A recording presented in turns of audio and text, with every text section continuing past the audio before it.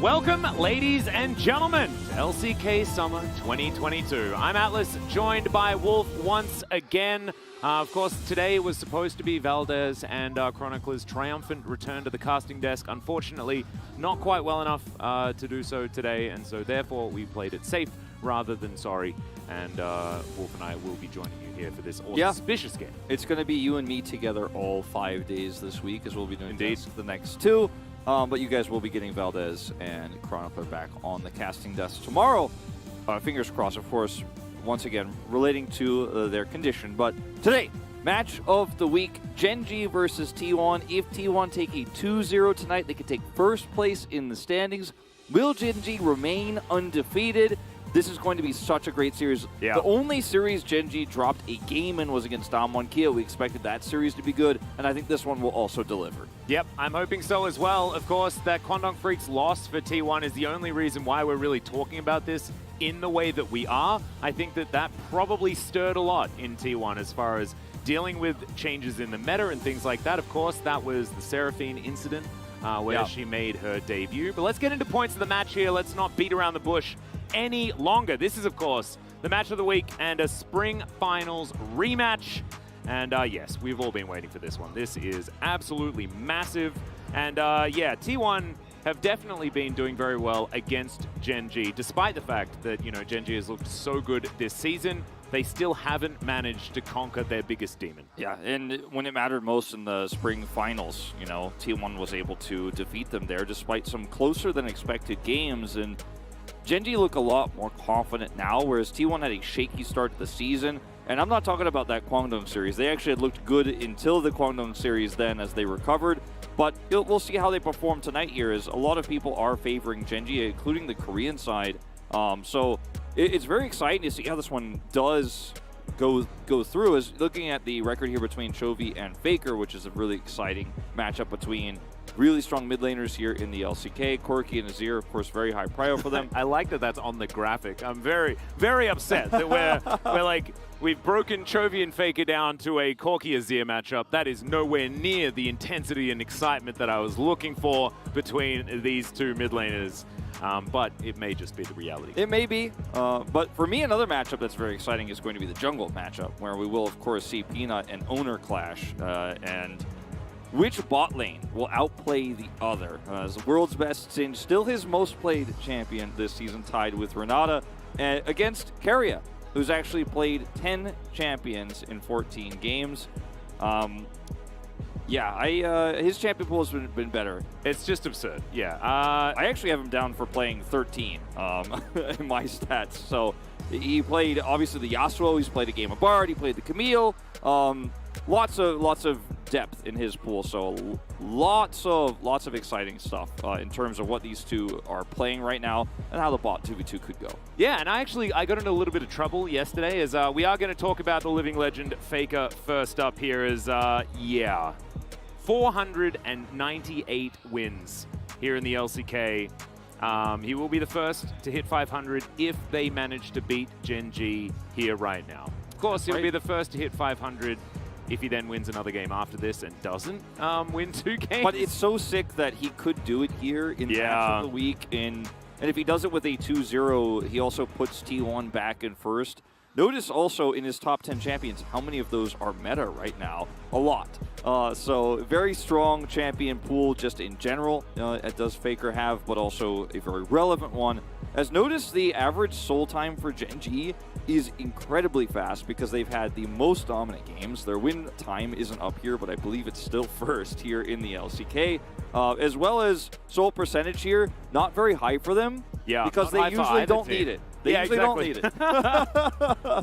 Yeah, most of the time they're winning the game before that even has become a situation that they've needed to worry about. T1, very similar situation here, a lot of ignoring of the Drakes.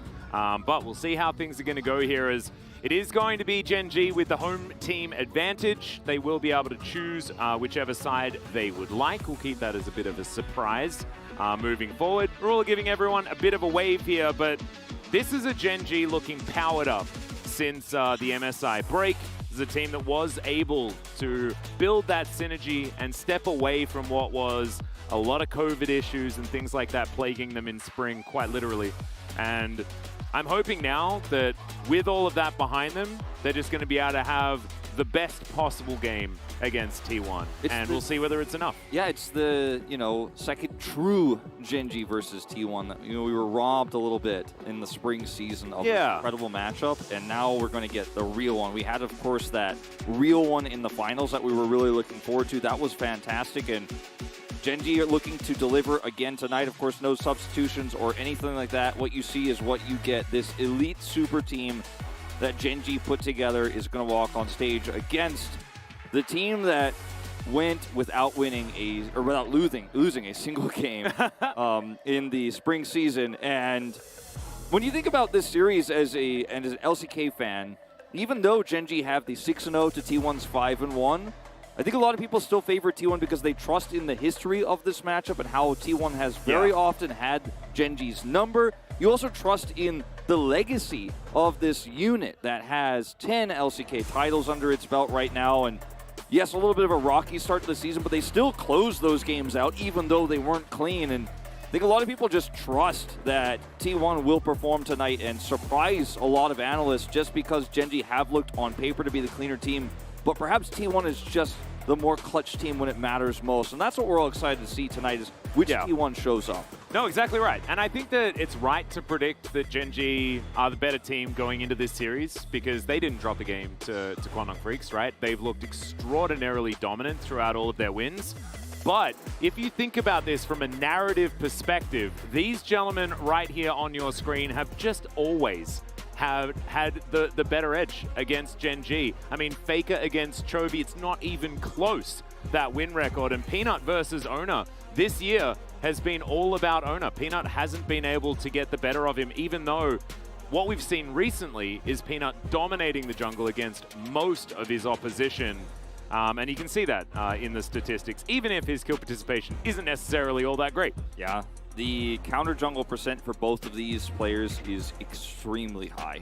Notice taking about, getting closer to 10% of the jungle away from their opponents is Peanut here, 8.6. That is an extremely high stat.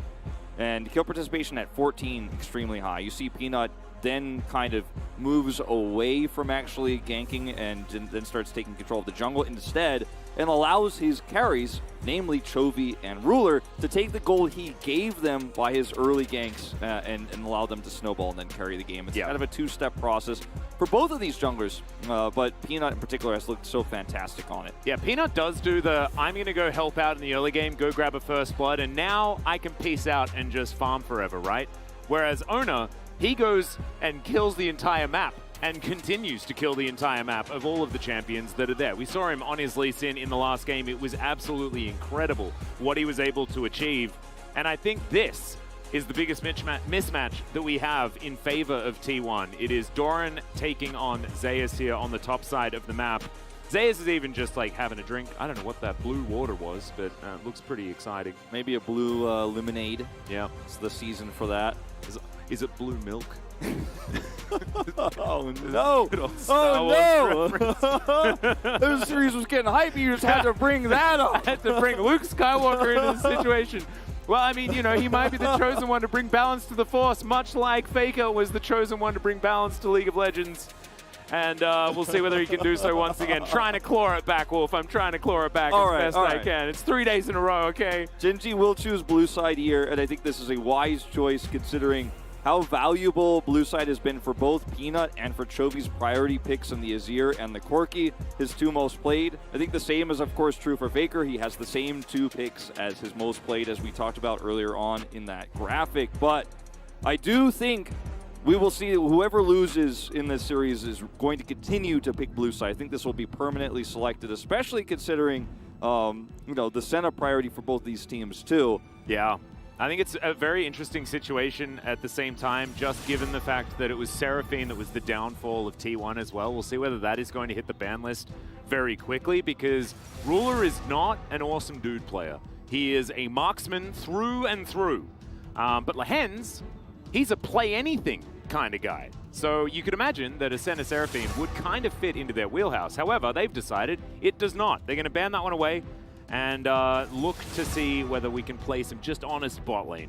Oh yeah, and in this one. With the Zeri and Lucian bans, I think the bot lane is just getting more and more honest all the time. We might even have a Jinx or a Felios game on our hands, and I'd love to see that, as we will see the Nautilus also taken away here from Keria in the bottom 2v2. A lot of resources on both sides here committed to the bottom of the map.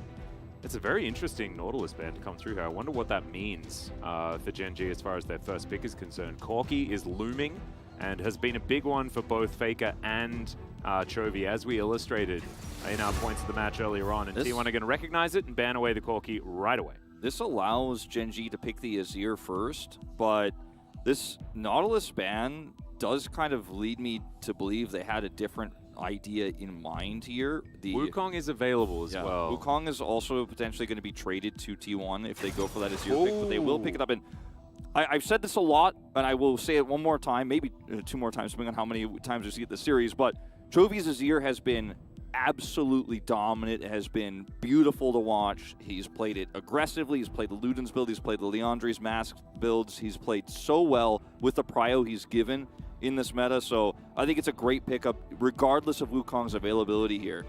Well, Swain is going to be the answer here, and Faker has already dominated an Azir on this Swain pick. We'll see how the rest of the draft is going to shape up around the Swain. Of course, you need to try and bring your opposition towards you, right? As Owner is going to hover Bel'Veth. We'll see whether that is what he's deciding to go with here. As with Swain's AoE slow ability, having a champion that just wants to attack super fast kind of makes a bit of sense. Yeah, I mean, going to lock people in place with Rylai's too, potentially, but just going to be the Wukong the more standard here, which is also great. Like it way more. Yeah. I don't think Voidmaster Yi is the way. We're just going to keep teasing. But the Poppy pick here for Peanut is one that is obviously great into Wukong, and one that he has dominated the bottom 2v2 with so hard. And if there is prio for Gen G on bottom side, you could bet he's going to be down there. He's going to be trying to steal away that blue buff, steal away the Gromp from Owner. We'll be battling in the early parts of the game. These early game junglers that are rising in priority right now are so good for the 2v2. We don't know what that matchup's going to be yet. But Gangplank also available here. Yeah, I think to see that coming through. I think once again, the Gnar blind pick is just happening all the time, and I still hate it. It's so punishable. It is so, and Zeus is our best Gangplank that we have here. Like, you just can't do that. into T1. Dorian is going to do it anyway, and we'll see how it does go. But I have to be honest, Wolf. I don't like it at all. I like your honesty, and I think it's truth that you're spouting right now in this, because it is going to give a lot of control to T1. It also works extremely well with Swain in terms of early objective control with the Cannon Barrage, and Swain's level 6. So first, Herald fights, for example, you have that fire. Great. Taking away Rulers, Ezreal here, great option in terms of the range that you can have with this already strong mid lane poke that you have with the Azir. And then the Ashe, we've also seen that he's utilized in several different ways so far this season, is also just taken off the board. The vision that Ashe gives for a team that's as coordinated as Gen.G is just so valuable. Yeah, I agree.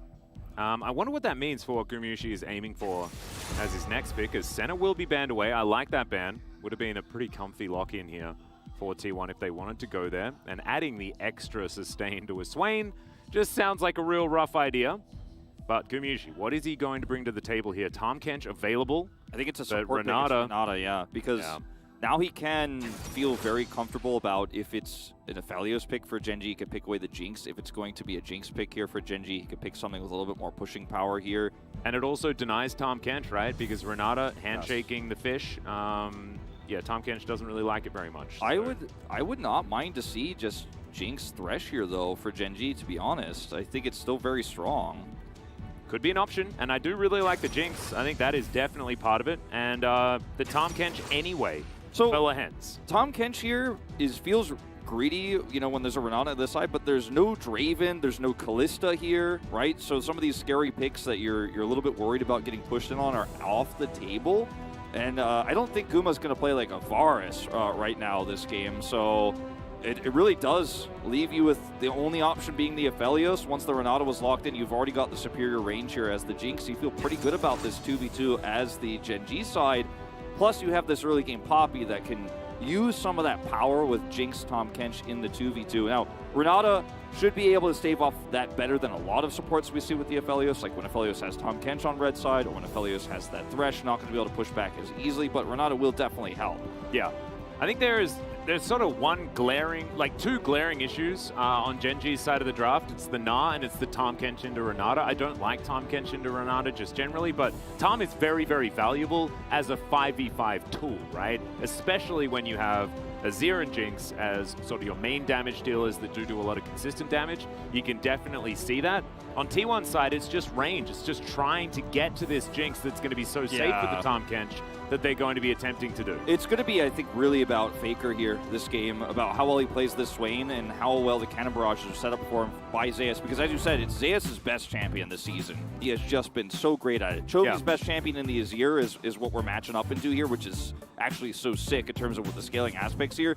My concern for Gen.G is who gets Jinx excited? You have to have a lot of control over the map to actually set up a pick here with the Poppy or the Gnar. When you're running into all the burst damage here and safety with the Renata ultimate, obviously Swain, the Wukong, and then Cannon Barrage, how does Jinx get excited consistently to do that damage? Is I think something that Gen.G are going to have to solve here. Yeah, and I think if they play to the beat of T1's drum, it will be very difficult to play out. But let's see how it goes. We hop onto the Rift.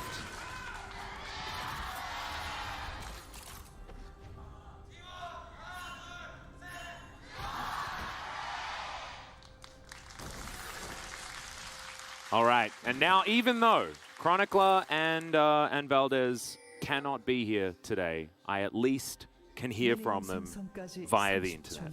And so Chronicler has given this one a slight draft edge to Gen.G. He's saying about 60-40, but it should be close, as Peanut might interrupt me before I get to talk about Valdez and what he said, as Faker will find the Never move onto the Poppy. Peanut, just back away, my friend, because I've got things to talk about. Yeah, and that's going to be a lot of his health bar that is eaten away, but go on. All right, thank you very much, Peanut, there for the interruption, but that's absolutely fine. Valdez has a slightly different idea. He thinks that Renata and Swain are just kind of busted at this point in time. And as play-by-play, I feel like we are in sync on this one, because I kind of agree. And he thinks the zone control that T1 do have with Cannon Barrage and just Swain existing should give them the edge if they can get fights on their terms, even against Gen.G's range advantage. So he's going to go 55-45 in favor of T1. I like how it's very close, though, of course, because I do think that this is not...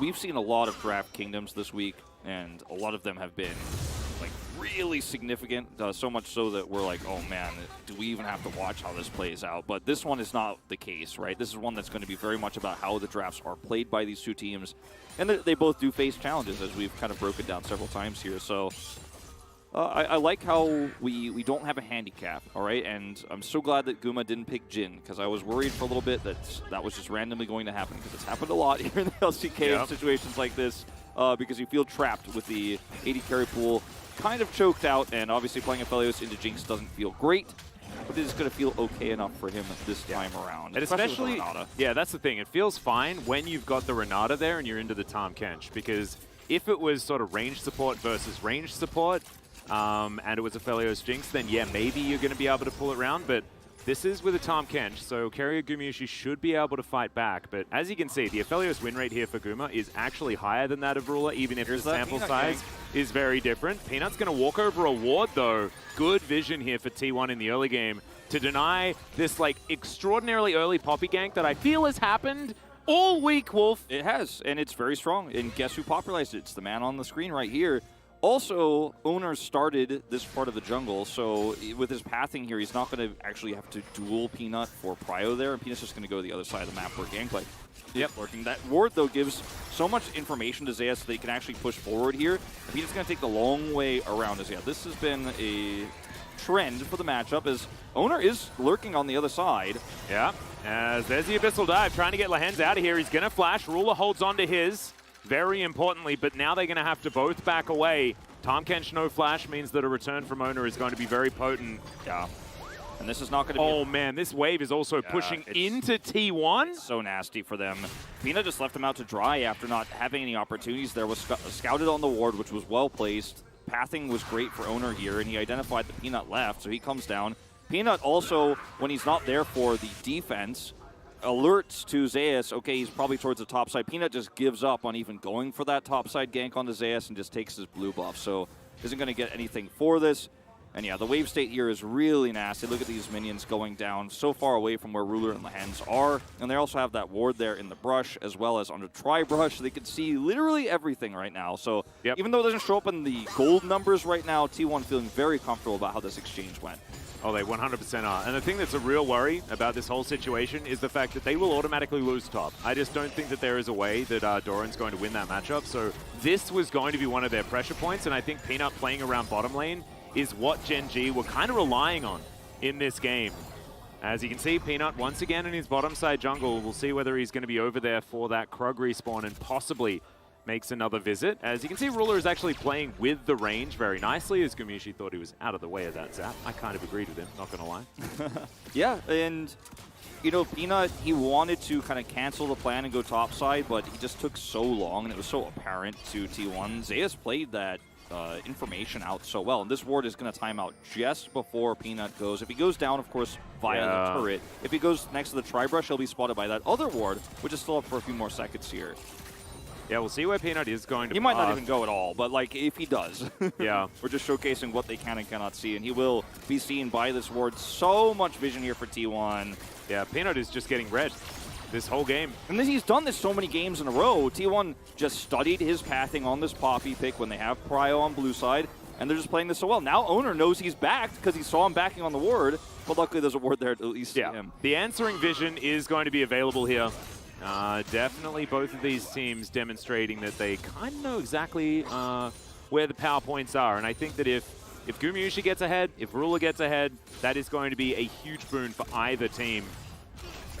Which I guess, you know, is kind of obvious. But still, yeah, I mean, I think this bottom lane is very, very important for the win conditions of both teams. Absolutely. I mean, they're both late game carries here of different types, but still accelerating that means that you get a lot more power in every subsequent team fight. Now, Peanut will return down here and look for this Drake. They get the control vision here on the river bush, and so this is absolutely going to go the way of Gen G here. So it's still very even, you know. Obviously, when these minions go down here for Ruler, he's going to shore up some of the CS he lost from that wave state earlier. But, I mean, this is about as even as it gets. And it's so refreshing to see two top teams in the LCK clash like this after what has been a week of a lot of mismatches in the two twos. We've had a lot of Lucians get through draft. We've had a lot of those Poppy ganks, those pillar ganks coming through from Trundle, just literally end the games in the first 5 minutes. Not going to happen in this series. Not in my match of the week. And we've actually got a huge day of top lane as well, with Doran finding a bit of form here as Gen.G continue to win, but Zeus is by far the best top laner we have.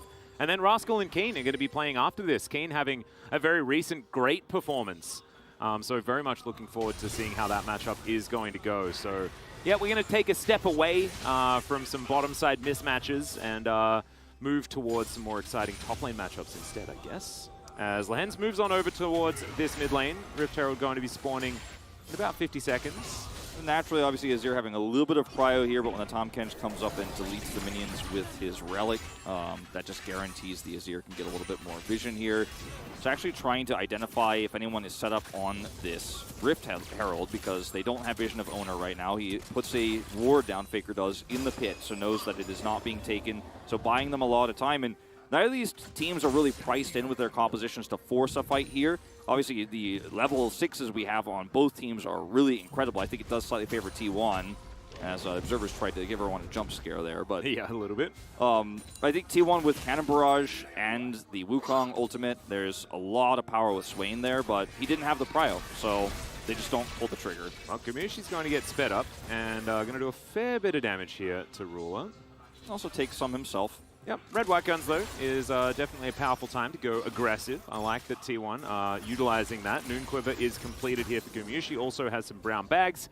And Ruler, item parity, pseudo, but also he's cashing in that Cull. Chovy. And just going to be chilling for now as, okay, flash out from Carrier. Handshakes Lehens. And yeah, that was a handshake in agreement as there's a flash forward. The flash tongue lash from the Tahm Kench as there's the knock up onto Carrier. He's going to burn down, and he's not going to get bailed out from this one. Ruler wanted to pick up the kill, but Lehens, he'll take it, and First Blood goes to Gen.G. Once again, Peanut with absurd First Blood participation. Yeah, once again. But, you know, the Herald is going to go over to T1 here. Will Guma actually get punished for being greedy here? Yeah, that's the vision of Empire to come through as well, just to try and deter them. But Gumushi, with so many of these chakrams, is able to 1v2 away. The Never Move doesn't connect, but it is Faker that secures his blue buff. Peanut not able to get the smite. He had to use that, I think, to keep himself alive. And all of this is predicated on the fact that T1 waited until Chovy backed to actually start up Herald, as Owner wants to set up for a gank here into Herald drop early on. Doran does have his Narbar, but he's so far forward in the lane. He was playing around that ward. So cute was Doran. Just making sure that the ring around the rosy was being played, trying to give away as little as possible information about what he knew. It was very, very cute. Yeah. So T1 get Herald for First Blood going over to Tahm Kench. Still a very even game here, but Gen.G winning out in terms of the exchanges on the map and all that assist gold, putting them in a pretty decent advantage. That'll, of course, be shored up by Rift Herald in a moment's time.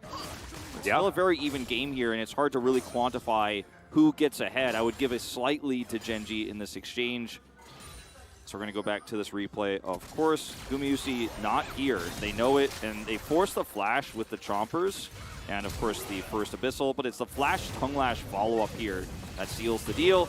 And the bailout makes it so that, you know, the Tahm Kench Ignite is going to steal the kill away.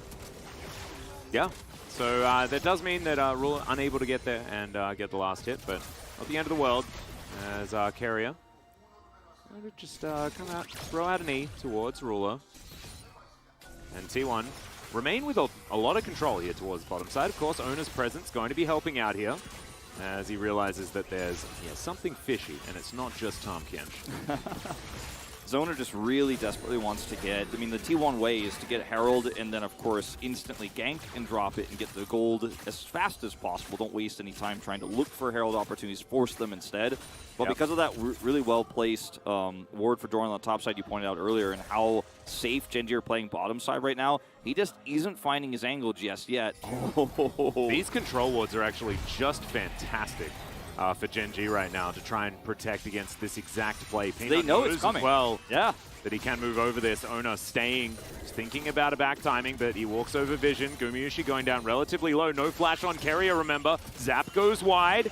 And Keria looking for this one. Steadfast presence. The Vision of Empire is going to show Peanut as he walks towards this brush. And T1, they're just like, come on, guys. Baker has Cryo, or rather, Chovy has Cryo, excuse me, in mid, and is going to come over here with Emperor's Divide. You've got to be careful, T1. Yeah.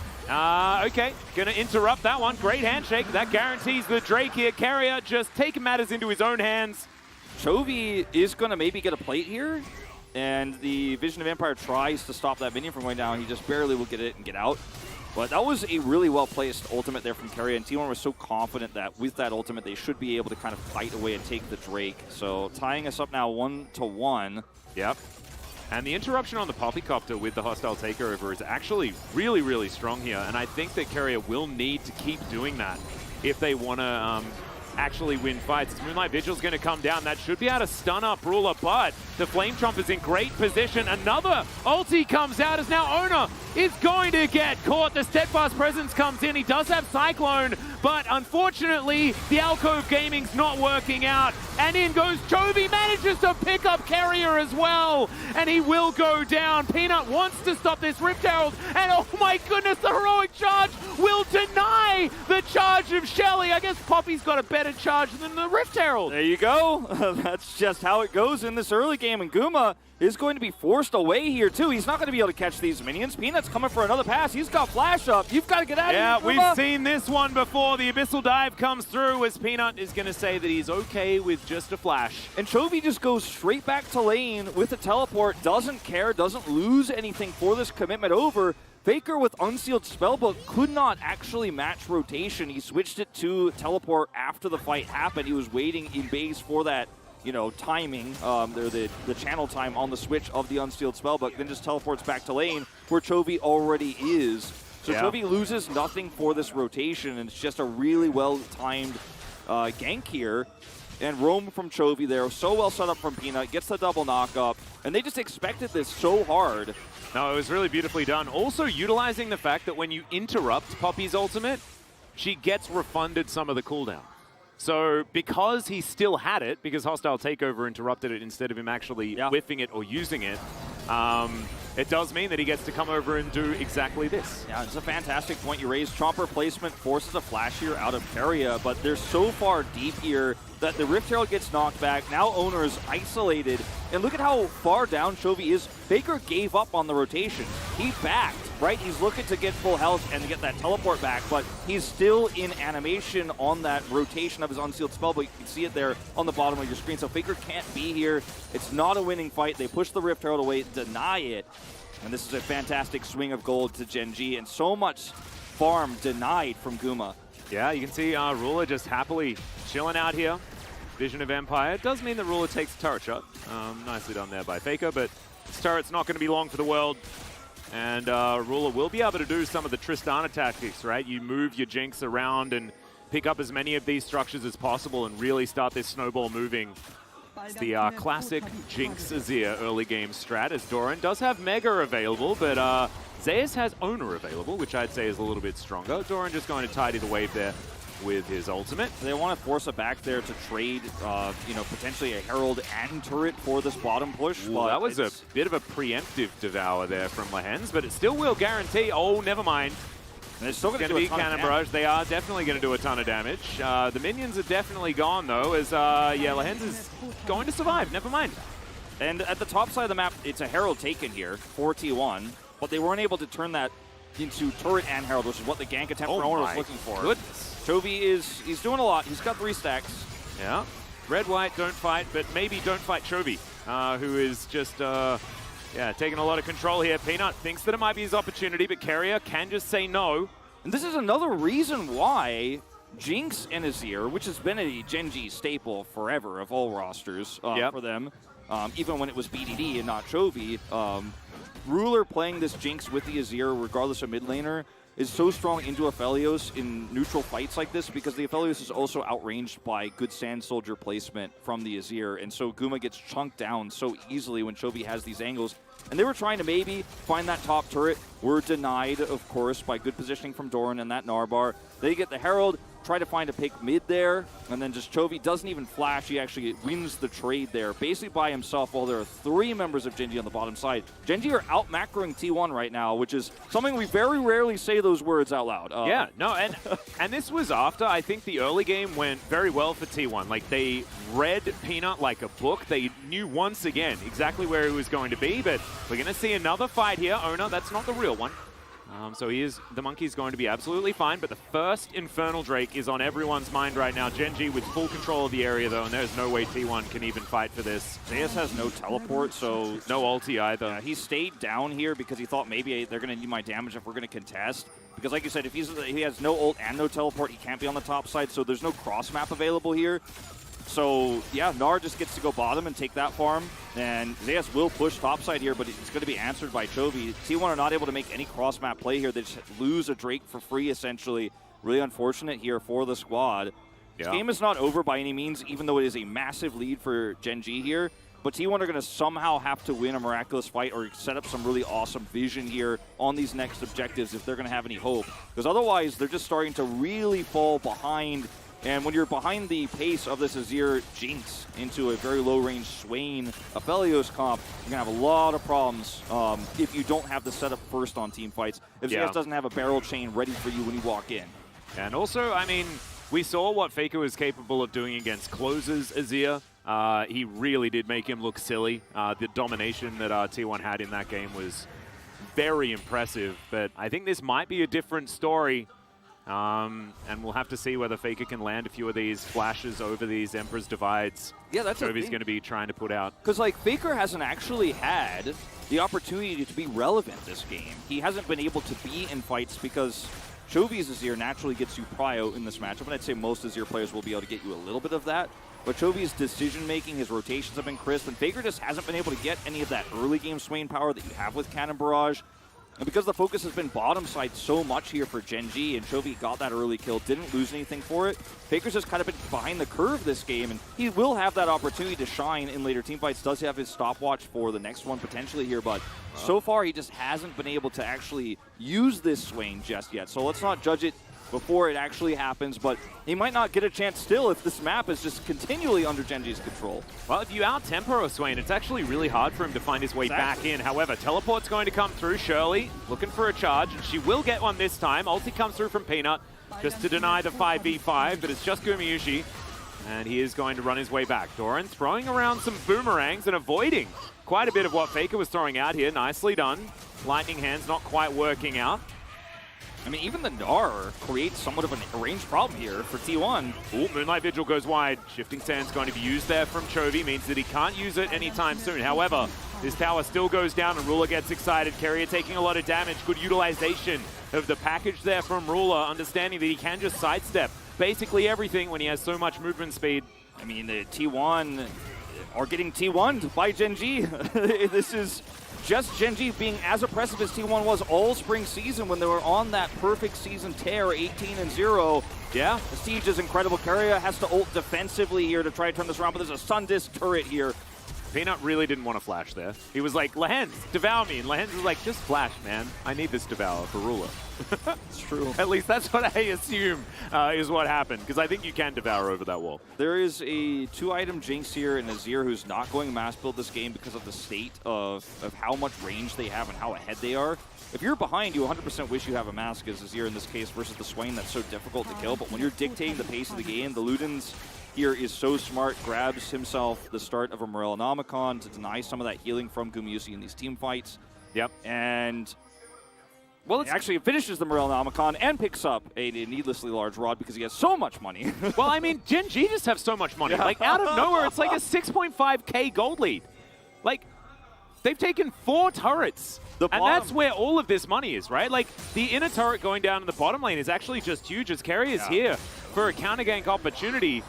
But, I mean, this is nutty. I can't believe we just looked at the top of the screen and then all of a sudden, Gen G are making all of that bank. They had about a 4,000 to 5,000 gold lead after that bottom side play from Chovy, and then they just turned it into oppressive map control everywhere, as Lehen's just going to use this to take the shield away.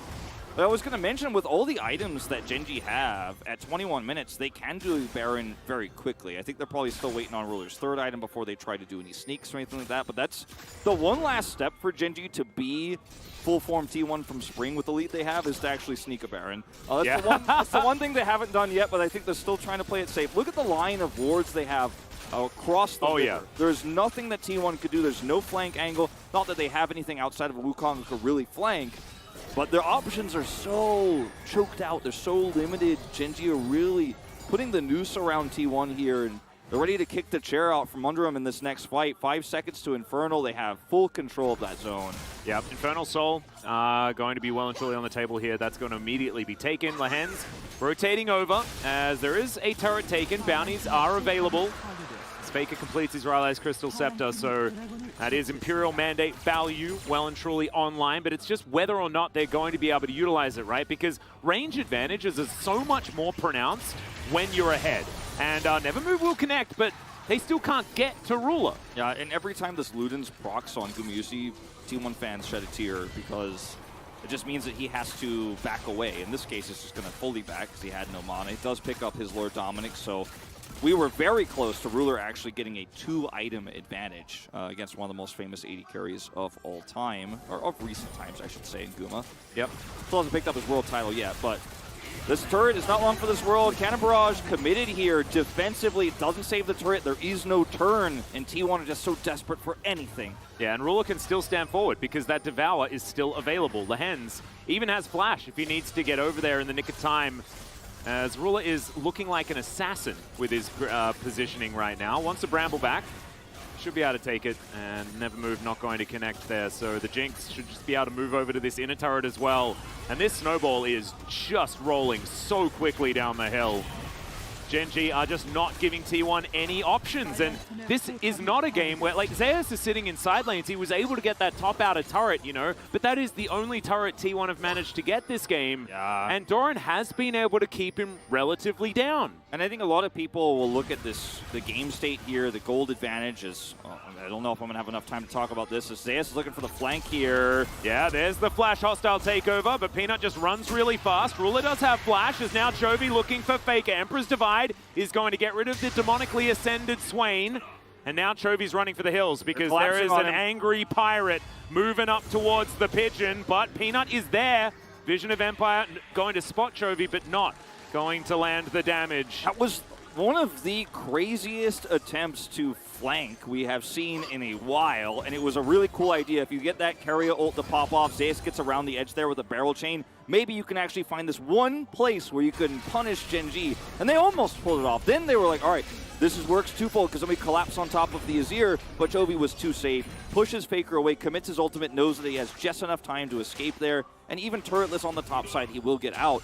But what I was going to say before this flank attempt was, I think people might incorrectly identify this game as, well, T1 just don't know what to do when they're behind. They're so very rarely in a position where they're the ones with 1 turret versus 6. But I think it's more about Gen G playing an oppressive game here. Look at the item difference here we were talking about earlier. Almost a 2-item spike advantage here for Ruler. He gets Infinity Edge just as the Lord Dominix is completed. And also he has the Kraken Slayer as well. Like, it's so much raw damage that this Jinx has available just because Tahm Kench affords you that, right? Because you have basically double cleanse, and the cleanse that Tahm Kench has with his ultimate is even better than the original because it gives you that gigantic shield of destiny. Zeus gonna get zapped. Ona over the wall. Aurelius down. Yeah, Ruler is very close to the Ruler position right now. This is dangerous for any Gen G fans. I could feel the blood pressure increase in this room.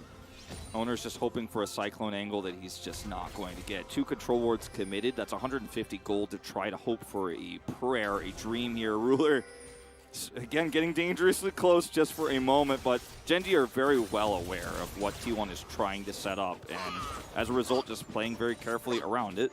Even though Ruler has scared us for moments there, he's been very well far enough away. No, absolutely. We're waiting a minute. I think Gen G not going to flip any Barons. I would not recommend that. As Peanut throwing a buckler around. I'm nervous even about that, you know? The Blacksmith Poppy. Like, he's such a hipster, isn't he? Is like Lollipoppy or like, is this Blacksmith Poppy? I don't know, it's Red Poppy, that's what I call her. Yeah, this is the other one. Never mind. But it's another old Poppy skin. I do want to point out that T1 have incredible pick potential here with all the CC they have and the Renata ults. If somebody makes a mistake, even the Poppy will not be safe. Like, T1 are really hoping for that error, that unforced error. If there's just one small mistake, maybe there's a window back in, and that's what they're hoping for so desperately and setting up vision for, but hasn't happened yet. His owner is once again trying to find any angle. Is Ruler going to greedily come up here to help? Oh, it's Ragdoll Poppy. Is that what it's called? Yeah, Poppy's, like, she's had like 4 million skins, I think, is the approximate amount of skins that she had quite early as Super Mega Death Rocket, just to make Gumayusi feel nervous about standing close to this minion wave. Yeah, but it's not actually going to eventuate in too much. Both the Ludens and the Ludens procs, we've seen Chovy proc on him so many times, and the Rocket are just starting to be a big problem. It's almost like we have a Ziggs here and a Jinx in one.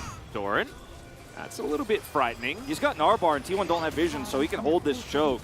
Yeah, and Flame Trumpers are also pretty dang good at that, as there's the Flash Gnar from Doran just buying space. They pick up the Infernal Soul, and he's going to get Handshake back. So that's a dead Gnar. First kill goes over to T1. And now Gen G are just trying to get out of there. Chovy, oh my god, the Sand Soldier damage is pretty nutty. He's got a Shadow Flame completed as well. A little bit of a disconnect here, though, frankly, for Gen G. Oh, man. Are they just going to walk over to the Baron and take it? Looks and then like Chovy's going to deny anyone doing anything? Because look at this burst damage. It's insane. Shadow Flame getting so much value here is Gen G will just take this Baron. This Gatekeeper is here. Yeah. He sets up the Sand Soldiers in front of the Baron and says, you're not allowed to come in here. And now he's looking for Gumayusi. Like, what is this Conquering Sands damage? He has Flash, too. Like, he almost could have just solo killed as the fans are going nuts here on the Gen G side of the arena as the Baron is taken.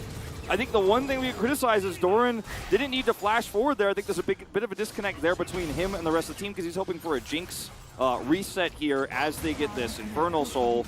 And look, the Chompers are well placed. He's got such a long Narbar and has Lehens near him, so he feels pretty safe in this scenario. But like I said, there's so much CC here for T1. Don't want to be going that far forward, but he helps guarantee. No, I love the play from Doran. I actually love it. Like, he knew that he was going to die, and by the space. That's fantastic. Let's see whether Doran can win this 1v1 as well, as Nevermove is going to go slightly wide. Doran chasing after Faker. He would have liked to stay in mini form, I think, as he would have been able to keep chasing. But now T1 have found the Gnar yet again, and I think he's just definitely dead this time. Faker kiting really beautifully here. And does have the stopwatch and mistimed Gnar. This is a win for Gen G, though. Goes wide. Gen G's getting an inhibitor. They're like, yeah, cool, broke your stopwatch, you killed an Gnar. I don't care at all, even slightly. I've got a prop. Is that why you pick Gnar, Wolf? You pick Gnar so he can just be bait all game? Is that the plan? I mean, that's how Doran's playing it here, and it's working out. He's made 2 great sacrifices now to get Gen G the lead further. My god, that crit onto Owner was obscene. And so it is Gnar for, okay, Ruler's getting excited. Zeus going to have to run. Ruler now taking a lot of damage, though Moonlight Vigil goes wide because the Devour was there from Lehens.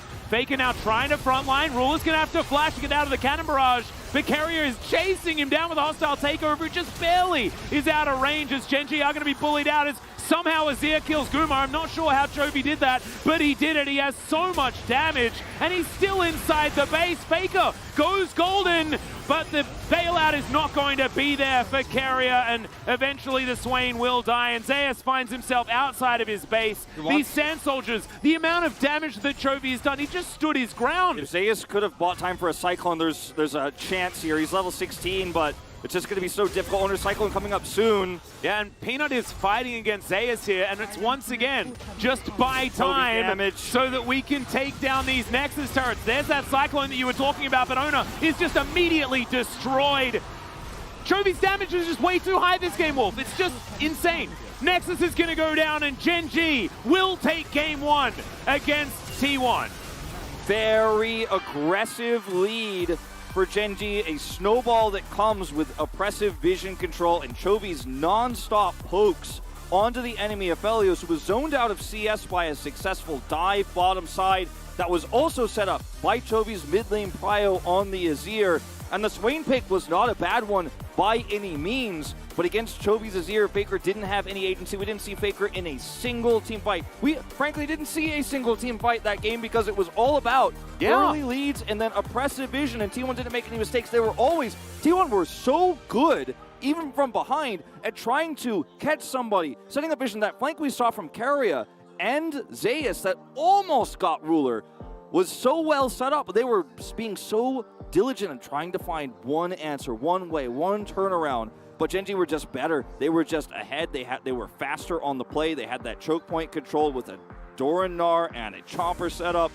Yeah, this was a great game of League of Legends, though, and the best part about this, I think, for Gen G fans is you out T1 to T1 on blue side here. Now, T1 100% will pick blue side going into game 2, and we'll see if the pendulum swings back. But wow, that was really felt like a passing of T1's dominance in Spring over to Gen G now, who are one win away from getting that 7-0 start. My God. And look at that. This is exactly the shutout that we were talking about, and I don't think that you should be laughing at this these damage numbers, because T1 just had no access to this game. They had no way in, and Gen G, they snowballed their largest range advantage on the map, which was Ruler. They put a lot of resources into getting him ahead, and then as soon as they had control of the map, they never made the mistake that often gives away that control. And if T1's comp, like you were talking about, ever finds that window back in, then you lose the game. But Gen G this time, they never did. Ruler position has been removed from the map, Wolf. And that is a very scary proposition if you want to take down Gen G. We are going to go to a small break, ladies and gentlemen. When we get back, game number 2.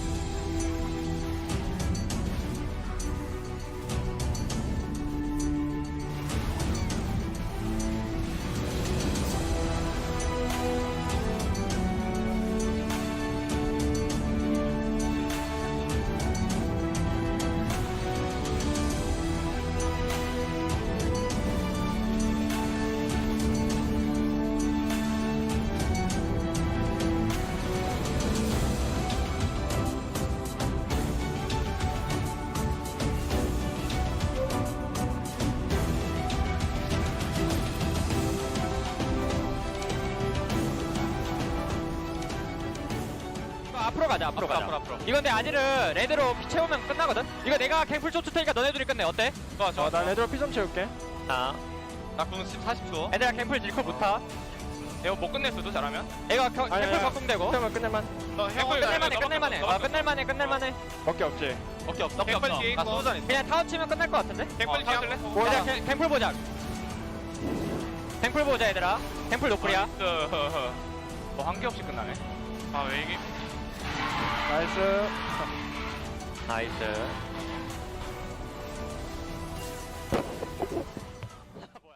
We've got a lot of League of Legends to look forward to. Round 2 is around the corner. We don't need to worry about it too much. Gen G and T1 is not over. Do not worry. Comes out onto the jungler, and they say, nope, here comes the Rakan, but a little bit too little, so a massive Gnar into the wall. Chovy gets it down. And they were just waiting for the one moment.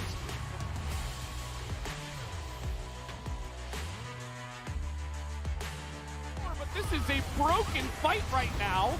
As over the wall, that's a huge amount of nuke damage, though. Faker's just raining hell from across the wall. As it is very broken up. Finally, Meganar comes on in. King able to push a couple of them and deny a charm from Zeka. The Faker is still alive and well.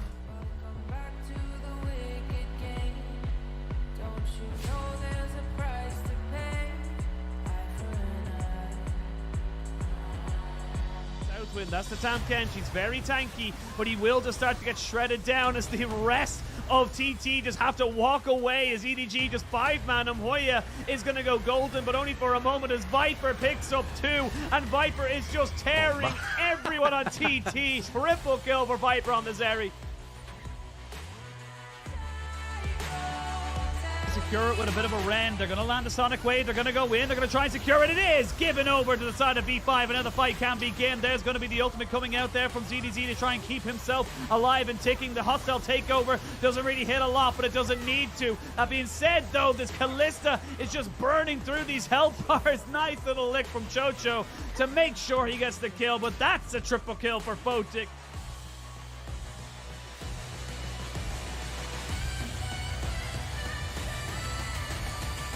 Em cima do Grefta, o Ash ficou um pouquinho pra trás, pegou! Encantado, o Crashiel pegou e garantiu! Outro abate pra Liberty! Chiari Mega. Olha o Titã, ele tem que sair, usou a translocação, ele volta com dano, o Crashiel tenta fazer o engage, Jojo parou todo mundo, já era pro Crashiel, Bom fecha por aqui, o Cavalo também eliminado, Bom vai aguentando muito dano, ele quer o Matsukaze, vai castigando ele, enquanto aqui embaixo a Red.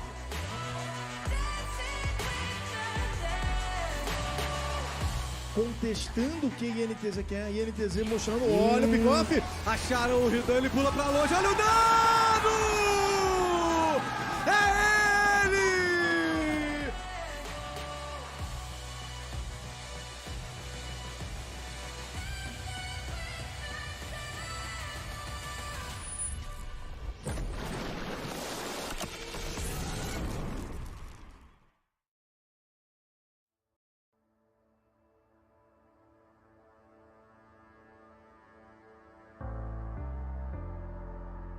The night beckons while you dream.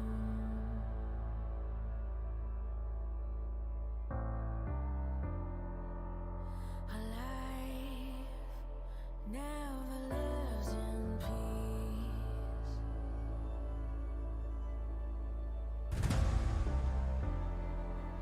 As you stand upon the edge, woven by a single thread, and fate may fall down upon you, while the devil is knocking right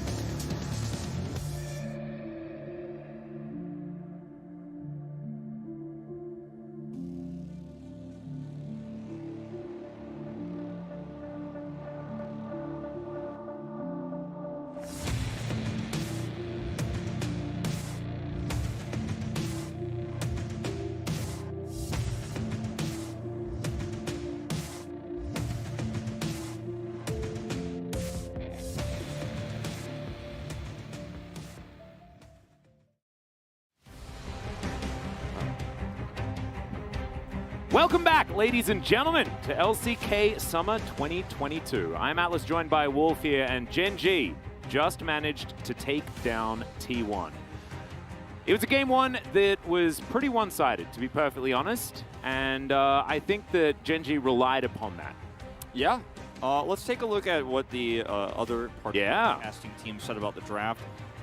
This was a Gen.G look for Chronicle and myself. I was leaning towards Gen.G, but Valdez thought that the Swain was going to be enough there, and Renata obviously is super busted right now, but I think this game wasn't about the draft as much as it was about execution, but some of the issues in T1's draft got exposed when they were behind. It was so difficult for them to fight. Like, Faker never got to team fight even one time.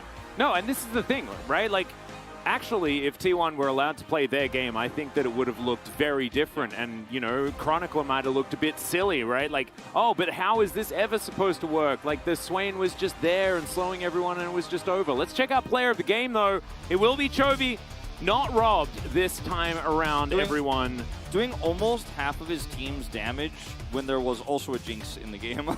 Yeah. So, I mean, his roam here was just beautiful, and he just is able to identify Faker can't come over here. Comes over, takes a bunch of his health bar and damage just to push the issue so far. We're going to skip way far away, but he just repeatedly either threatened death of Guma or just straight up killed him at the end of the game. A lot of votes for Peanut. Wow, extremely split.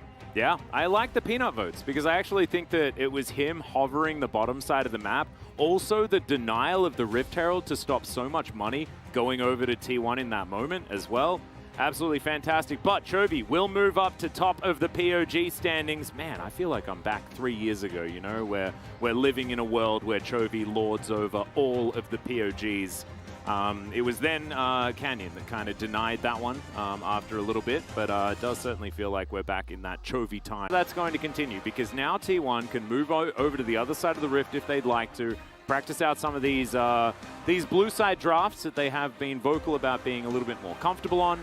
And we'll see whether Gen.G can, as they have been comfortable in the past, navigate a red side draft. Yeah, I also want to see how Gen.G changes the way they draft on red side, because they might allow the Seraphine to come through for Lehens, for example, or force that ban out of T1 and try to play a red side Senna draft. They also could just remove some of these early game junglers that are giving blue side so much strength, you know, like the Poppy, like the Trundle, and just prevent T1 from snowballing the same way with Owner. Yeah. Owner's champion pool is so wide, though, I don't know if that'll be the approach, but we could see it for sure, as we'll find out in just a moment here.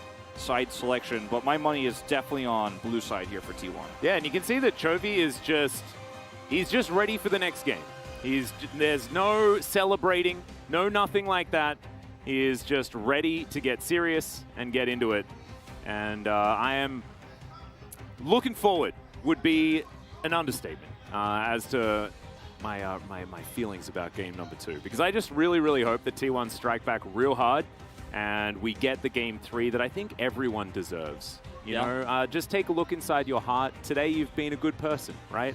And so therefore, we all deserve this. I'm just like, yeah, everybody, you know, you've been having a hard week, haven't you, guy out there watching? Exactly. It's been a hard week for you. It's been a hard week for everybody. It's, you know, I think we just need this. I think we all need this. We all stayed up late, you know. Oh, I didn't stay up late. I came here on time like I do every day. But everyone watching at home is probably like, yeah, we all stayed up late. Like, give us what we want. Yeah. Every T1 fan is like, we better get a game 3. They will make blue side. And of course, immediately Polt is shown on camera because he had that famous quote about MSI being lost over blue side, which was a pretty universally shared thought amongst Korean analysts as well. Like Bitdol, who's very outspoken, he's on the desk today about the blue side advantage for RNG being pretty massive in that series. I think it's something that, you know, we talk about a lot when we talk about T1 and blue side. They haven't had that many side selections this season because they have been very dominant, but they will have it here against Gen.G. They will, here in game number 2 at least. And remember, if you're upset about the side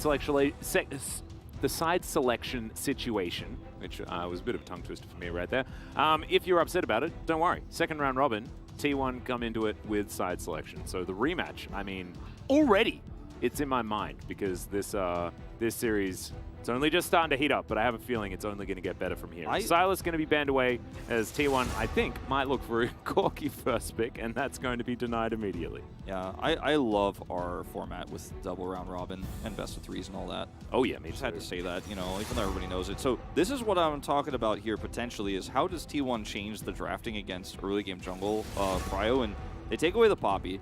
I don't think they'll ban the Trundle here, as Genji have actually banned Seraphine, so that's not going to be the lane they're looking for here on red side. See what comes third, because this Silas ban here also, you know, says, okay, I want the Corki, those bans are traded. This final ban for T1 is going to be, I think, the biggest clue as to what they're fishing for, because Zeri, of course, is still open. Ooh, the Yuumi ban is really interesting, because, yeah, the Zeri is what they're fishing for, and they don't want to get Twitch Yuumi'd. And so they banned the Yuumi side of it because Lehens was, you know, our quintessential Yuumi player. And Genji now, it's the difficult choice, right? Like Lucian or the Zeri. I think Zeri needs to be banned.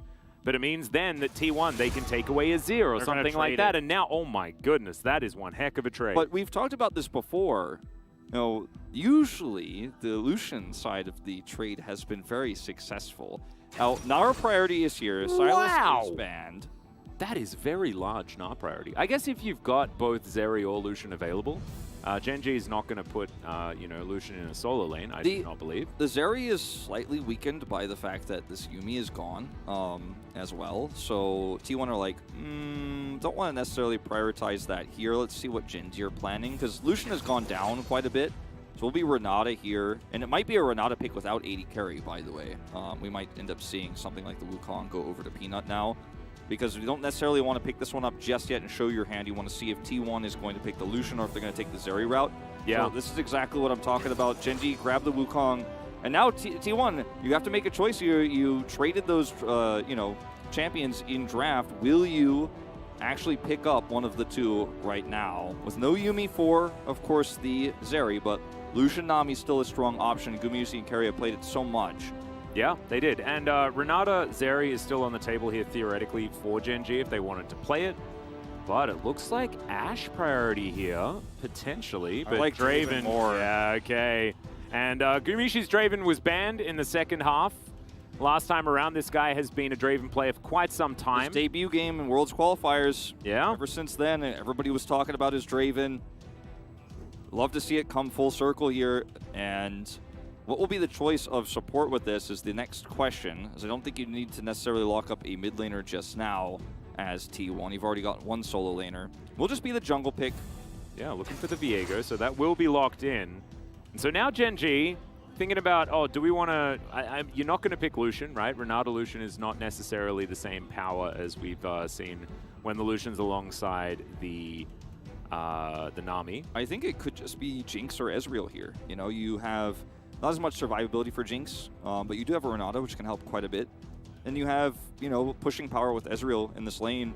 I think Zeri's still fine, but you just have to be very careful in the lane. Instead, it is going to be the Ashe, so much CC in this bottom lane. Plus a ton of information, which is going to give Peanut so much power in the jungle. That's something that is less talked about for Ashe, is the hawkshot power that allows your jungler, you know, whoever has the Ashe, to constantly be aware, usually on at least a 50-50 scale, where the enemy jungler is at any time to be able to set up for ganks. Blitzcrank is buffed on this patch. Yeah, but does a bit more damage with his rocket grab and his ult. Very strong into a squishy bottom lane like Ashe Renata. Absolutely true. Well, Sejuani has been doing pretty well into Gnar, as you know, Noguri has consistently showed us.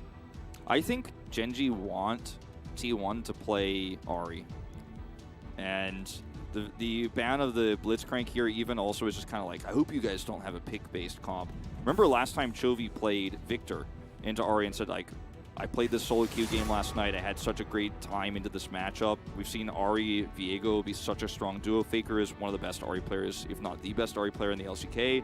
Yeah. Maybe we just see the Victor scaling angle here for Genji. The Sejuani ban is strong. Might see an Ornn here to follow. Yeah, the Gangplank could also be banned away. I think another thing that's kind of looming is the Gwen that we've seen picked into Gnar be quite successful. As Ornn, like you say, is off the board now. I think Gen.G just want to have a stronger front line here for some additional scaling, but now that the Ornn and the Sejuani are gone, unless it's going to be a Mordekaiser pick here, something like that, I think we probably are looking at the GP to come through. It's going to give them a lot of power in the early objective fights with Cannon Barrage, and then later on he's going to scale up for a lot of damage. Yep, I really like the GP. Gen.G now, they get to see what Faker is going to pick up. I think with this Gen.G composition, you could even consider a Swain once again, except on their side of the Rift. But we'll just have to see where Faker wants to go with this, because Lissandra also works, right? Like, as far as creating space for Ruler to just, you know, kite with his Frost Shot and make stuff happen, certainly a possibility. Is Lissandra is going to be considered on T1 side and locked in. I love this. Faker has been experimenting with things like the Imperial Mandate Lissandra recently as well. Yeah. But not a whole lot of damage unless Gumayusi gets ahead early. So final pick here, of course, will be for Keria. I don't know if it's necessarily going to be a cannon pick here. That would be a lot of extra CC, but not any real damage here. And it's very squishy into the burst damage that Gangplank has and all the CC. I like this a lot more. Ah, here we go. This is a super oppressive lane, and there is a lot of kill pressure here. So much damage. Now, Gen.G, do you take the slower Swain pick here, or do you go for the Victor, sort of scaling all in? I'm leaning towards Victor here for Chovy. You already have enough slows and CCs and setup for the Victor to be survivable and hit a lot of death rays that I like it more, but the Swain does have so much synergy with this composition in a different way in terms of slower damage. This is a completely different angle. Whoa, yeah, you could maybe just pick Akali, I guess. Into Lissandra as well. Unless it's Akali into Nah. We've got Gangplank mid. I don't know. Which season are we going back to? That was like 2015. So like season 5. Good old Gangplank mid. I mean, it is in the mid lane right now, but it is going to be heading up towards top as Chovy is going to take Akali into the Lissandra matchup. That is not a lot of priority in the early game. It's certainly not. And it is going to force a pretty carry-heavy performance out of Chovy, I think, to find value with this pick. Because Chovy is not going to have the lane control he normally demands in draft, and normally on red side he always gets, because he's like, yeah, I've got my R5 pick, I'm going to have the counter, I'm going to be able to do whatever I want. Lissandra, I think, throwing a bit of a wrench into the gears here of the mechanisms that Gen.G were trying to build around. But I do like, one thing I really like about Akali in drafts like this is, against something like a Pyke and a Draven that's really low range, you're always kind of running at Gen.G as T1. Lissandra's going to look to engage. You have the Narbar potentials there. But Akali can assassinate the backline when Keria's trying to flank. He's not going to offer any sort of peel or support. And if Zeus doesn't have his Narbar, you can also assassinate the Gnar in the backline when he's in mini Gnar. So if Chovy plays a Zeka-esque game, you know, where he's fishing for backline picks non-stop, they have some vision control here with Hawkshot, maybe this Akali pick works out. Yeah, I think the Akali is a very interesting one.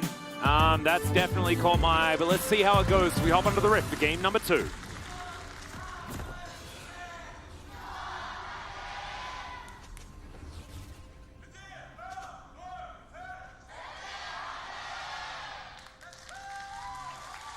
Gen.G fans raising their voices here. Normally T1 absolutely dominate every single fan chant that we have here at LoL Park, but Gen.G fans certainly coming out in force here today. And of course, generally you have a one side that's for one team, another side for the other team, and then you've also got a middle ground where you can sort of be a fan of anyone. We do have some of the thoughts of both Valdez and Chronicler coming in here. As Chronicler says that it's pretty favored for Gen.G this time around. And just saying that T1's bot side is pretty flippy. If it does snowball, T1 will look like absolute geniuses. If it doesn't, things could definitely be dangerous. And that's where the priority was put in the draft, and a lot of this early game is definitely going to be about that. I completely agree with him. I also lean towards Gen.G's draft about the same. He said 65-35. I'm kind of feeling more like 60-40, which for me is a pretty heavy lean. I usually don't lean that hard unless it's, you know, some sort of Frederick Brion situation or something like that. But let's see how this one pans out, because the X factor is going to be Chovy's Akali, right? And yeah, it will be very feast or famine this game, I think. So that's the flippy part of Gen.G's. I think it's not quite as flippy as the bottom side, as Chronicler put it, but Yeah, It's going to have I to be a performance. No, I agree. And I think that, yeah, Gen G doesn't necessarily rely on Chovy as much in this draft. However, T1 will require Gumiushi and Keria to be in pretty good stead moving into the mid-game if they want to get any control. Yeah, and once again, we see Peanut on, doing the same sort of start and pathing as Owner in the previous game, so there's no sort of really strong pressure here for Owner once he gets to this part of the clear, has that level 3 gank attempt with the prio, then he goes over and tries to steal camps. Like, it's not going to have that opportunity. As Keria is so good at this pick. Yeah, nice little handshake there, though, as Keria is denied. Decent exchange of damage there as Gumiushi goes aggressive, while Keria picks up a lot of the aggro of the opposition and the turret. Yeah, like when we think about Keria's historic picks across his time, even this back on the DRX days, like this Pyke pick is one that has been very historically great for him and one that he's very known for. Almost like when people think about Barrel and the Pantheon era. Yeah. It's very similar where we've seen Keria pick this against top-tier opponents. We've seen him pick it against bottom opponents. Some of us who were like, well, he's just disrespecting him with the Pyke. We've seen him pick it at international events. We saw it at MSI. It's a pick he's extremely comfortable on, and I do think we need to highlight that this is, a heavy commitment and a big risk, but it comes at Keria's comfort. Yeah, and he's also made some of his greatest plays on this Pyke as well. We actually saw it this season. One of my favorites of all time that we had to slow down on the analyst desk was his play topside, where he got the beautiful E-flash stun just to deny a kill on one of his teammates and pick up a kill himself. It was really beautifully done. As we're checking in here on the top side, as GP in the early game, certainly doing very, very well. We saw Zeus do this last time around as well, and then the game kind of got away from the top lane a little bit. Gnar has been so strong on this patch, and just generally this whole season across all durability. And I think part of it is because the builds of Gnar have changed quite a bit. Trinity Force and then Randuin's makes him be able to do a whole lot of stuff. Like, he has all the stats from Trinity Force, but then also is very difficult to kill and becomes this really amazing CC bot where he just kind of goes, if you focus me, we win the fight. If you don't focus me and I actually get my Gnar bar, I actually wall up everybody and we win the fight as a result. So some of his Gnar has been not about his laning. And I think with Zeus piloting it, remember this is kind of his debut pick as well. This was his big one. Even if he ends up losing the early game here, his functionality will not be crushing Gangplank and lane. Well, there's Keria looking for Lehends here. Decent little handshake, but Owner's going to come on through. That's first blood for T1. This is precisely what they needed, and it was beautifully executed. So much burst damage. Oh, that's a point-blank bone skewer, and Ruler's going to have to respect it. Throws out the flash. So double flash down here for Genji. Lehends loses his life here. The kill does go over to the Viego and not the Draven, but that's okay. He'll be looking to cash in big time later on this game anyways. Yep. And this is what this lane wants to do. It wants to be oppressive. And basically only Keria is our consistent Pyke here in the LCK to have these maximum range skewers. Flashes to try to get the double stun there onto Ruler as well is unsuccessful, but they still get his flash regardless a moment later when they commit further, as you'll see here. Point blank range, walks through the minion there, and forces Ruler's flash. So really nicely done here from Keria on the bottom side. And Peanut expected this, and he was coming down just a few seconds too late. Wasn't able to get there. His Wukong win rate is 100%. Only 5 games, though. So we'll see whether this is going to be his first loss, judging by how the early game has gone thus far. T1 ticking the boxes that are required of them. Owner 75% win rate, but far more sample size. Yeah. Very impressive one here. Of course, Owner hasn't done a whole lot of losing throughout his career thus far. He really hasn't. In fact, that might be one of his worst win rates. But he's one of his most highly played champions. That with and the Lee Sin, of course, both meta champions. His Xin Zhao is very good too. And we had that kind of trinity of Gore Drinker champions that were being played in the LCK. Yep. The Wukong for Peanut, of course, a season exclusive because didn't play it before this at all. And Genji have only lost 1 game. He was not playing it that time, so it does mean that it's likely to be, pretty successful pick. Chovy locks down the majority of that CS under the turret. He is only behind just a little bit on the Akali. T1 got that early pick. They've taken a small CS lead down here as the wave crashes. A lot of that's going to be, of course, short up here for Ruler, so not the end of the world. Didn't end up dying there. Yep. But T1 now need to snowball this into early Drake and Herald priority as well. They need to keep that advantage rolling, and they need to play a game that's very similar, of course, the one we just saw from Genji, where you're constantly trying to push your advantages, because just one kill alone isn't going to do it for you. It's a pretty massive lead they have. Early Dirk and Vampiric here for Gumas. Once again, Carrier roams. Yeah, and Doran just going to sidestep absolutely everything. I guess that's how you do it. Just be a pirate and walk around in circles, guys. It's that easy. Yeah, it does give a lot of control to the bottom side. As soon as Carrier shows, they commit. Doran, scared they might actually come for a second pass here, just drops this cannon barrage down and is going to walk away. Knows how much respect Doran is showing while they don't know where Carrier is. Chovy, on the other hand, will spot him in the mid lane. Yep, and so that's going to be pinged out. Doran should be able to make it back to pick up some of this farm. But when you do this play as Carrier and don't find success yet, you got Doran's cannon barrage, nice, but it does give a lot of control to the bottom side as Ruler and Lehens will push through. So there is a trade-off here. Yep. Faker as well was roaming down towards that bottom side to potentially answer as Carrier is just going to come on over, hold this minion wave for Faker. Does so very nicely as, yeah, Carrier going to have to get out of there. His ex-teammate Chovy is lying in wait, threatening. One of the best things you can do as early game Akali, I mean, she's only got her Merc Treads, is just always be unseen every time you have a chance when there's no minions threatening your turret and you don't have any CS to grab. Just be somewhere where they don't know where you are and you can find kills, you can threaten flashes, you know, you can do a lot. Chovy doing that with the control wards that are around the bottom side of the map for him. Yeah, well, Lehens is going to be bone skewered back. And there's the flash forward from Gumayushi. He really wants this as the arrow is going to connect, but Lehens not going to be able to bail himself out. The kill does go over to Carrier. So Gumayushi not going to be able to cash in just this time. However, he doesn't go down. Yeah, he doesn't go down and no bailout. And this means T1 with this really nice play, once again, set up from Carrier, will be able to grab the Rift Herald on the other side of the map. There's a lot of control vision, and Chovy's putting some pressure on in the mid lane, so they're not going to be able to turn this into Drake on top of it. Genji should rush over to at least cross-map that. They want to fight for this. They know Owner's alone. Yeah. I think this is pretty optimistic, though. To say the least. And Peanut is going to recognize that. Eye is going to be delivered over to Owner. And now Chovy in this mid lane does need to be a little bit careful. Carrier back here once again. Lehens also available.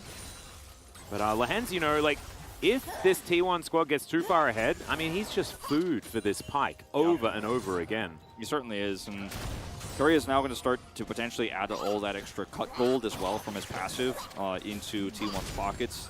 By the way, because Genji rotated towards a potential contest that they definitely could not do, unfortunately, given the control and the rotation also from T1, they lost control of the Drake. They lost control of their vision on the bottom side river, and now T1 can probably turn this lead into a 2-objective start. Yeah. Just a matter of waiting a little while. Zeus going to come over and think about taking an extra plate, but decides he wants the reset instead. Can understand that. Carrier moves back towards his bottom side just to check in on Guma to see how he's been doing, and as it turns out, he's been doing absolutely fine. Lots of pings here from Chovy saying he knows there's vision, he knows Carrier's nearby, he knows that they're going to be starting up this Drake soon.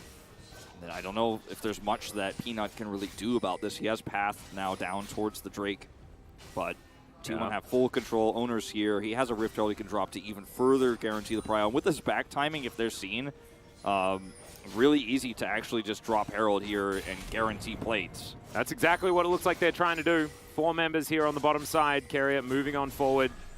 And he just wants to clear out any bit of vision that they have. I like that control word to kind of deny any vision that they were backing there, to further delay potentially this take, as Peanut has wrapped around Chovy's with him. Yeah, he's going to get stunned. Carrier moves over as well. Chovy back to the mid lane. Faker heading over. Has Claw at the ready, of course, as Chovy's going to get spotted. Carrier has to use the dash as T1 move towards the river, and it looks like the Drake is at least going to be started here for T1. T1 just not really overcommitting anywhere, just being very careful about guaranteeing that vision. Not even starting Drake until they know exactly where Chovy is. There's the arrow angle from Ruler they have to respect. Yeah. I like how T1 are playing this measured lead really well, too, because they have certain scaling aspects, too. It's not just a better scaling Genji comp. Well, there's another bone skewer as Cannon Barrage comes down. Doran's trying to keep himself alive. Ulti goes wide there, and Doran is going to live. For now. Yep, for now. As, okay, barrel comes through. Doran read that potential play there from Carrier, who is going to make his way out of here. But still, this is a win for Keria and T1 because you're able to force a flash out of Doran and force him out of lane. He does have teleport, at least thankfully for him. So if he chooses to, we'll be able to come straight back to lane, and that's what he's going to do here. They might even be able to set up a follow-up gank here with Peanut if Zeus is greedy, but he's not. He backs away. Well, Chovy looking for Faker here. 5-point strike, doing a fair bit of damage. Owner in position, and Chovy not going to follow that backflip. It's measured play on both sides of the rift here, Wolf. No one willing to overstep when they don't have the information. Yeah. It's been Keria's proactivity, though, that has really led to the advantageous position that T1 find themselves in. And, you know, Chronicle called it a bit flippy, right? And I think that's certainly true in terms of what it means if it works and what it means if it doesn't work. Like, that part is definitely kind of coin flippy in terms of the results, but the execution has been so crisp, it has been so dominant. Well, Chovy, he's almost spotted there. That was a dangerous place to back, but it's not actually where he's going to do said backing. As all right, it is Rift Herald thrown down in this mid lane. Lehens possibly in trouble, but Chovy just wants to stop Shelly from putting her skull into the turret. She isn't charging just yet, as the arrow will connect here onto the pike, and immediately they just pick up the kill. And again, the Rift Herald will be denied. Absolutely brilliant play, and they set this up for a long time. This was not just Lehens trying to bait them in just because he wanted to maybe set something up for Chovy. He knew Renata was nearby, and they also had Peanut there for Cyclone follow-up. If anybody gets caught there, they are probably going down. In fact, if T1 had more members get caught there, I think there might have actually been more than just a single kill and the Herald denied. And Chovy picks up his first kill. Yeah, Peanut wrapping around looking for Zeus here as Doran's just fighting him. Peanut will get in here as Zeus looks like he should be able to make it out. Flash not available, however, they're not going to be able to move as fast as the Mini Gnar. Yep, he will get out of there, but this is a lot of control now going over to Doran for the first time in this lane. And as a result, Zeus is even going to stick around to try to defend this turret. No cannon barrage for Doran, and he knows that. Yep. And Doran, I mean, Trial by Fire Parley is definitely a dangerous amount of damage, but Owner should be able to grab this first Drake, a very late one, however. Oh man, this is so well baited from T1. Yeah, Mega Gnar comes in from Zeus as well as he doesn't quite find the boulder toss. The Gnar is going to connect though, and there is the death from below. And that will be the third kill for T1. And this time extra gold going over to Zeus too because of it, and because of all the resources committed top side here to try to make that mid play into a top play success. It's going to be a lot of plates going over now to Faker in the bottom lane. Looks like they'll give that last hit to Guma. So 183 gold extra into his pocket. And T1 looked shaky there for a second with that really nice setup play with Lehens, but can Chovy make something of this? Don't think so. It's going pretty aggressive, but not going to find too much. I don't think that cannon belonged to Faker, unfortunately. This was going to see this play once again. Set play between Wukong, Renata, and Ashe. One for the hit there onto Pike. 나이스 지렸다. Nice. Got him. 야, 나 뭐냐? 박재혁 지렸다. I don't know whose name that is actually. Was that Prey's name? I hope it was Prey's name. I don't know, actually. Could be. GSM will tell us for sure. Prey is the guy. So, unless he was just saying Ruler's name, which is fine too. This was just a really nice bait set up for Zeus. He just comes up to the top side of the map, again, tries to defend the turret, and Doran's like, I think I can punish this, but Keria was one step ahead. Yep. T1 should be able to get this Herald very easily here. Just none of the things that Genji need right now in order to set up a fight are really truly online. It is an Art Harvester build for Chovy here this time around, but that's not a spike that's going to win you these fights unless you have a better setup, and T1's map control is great.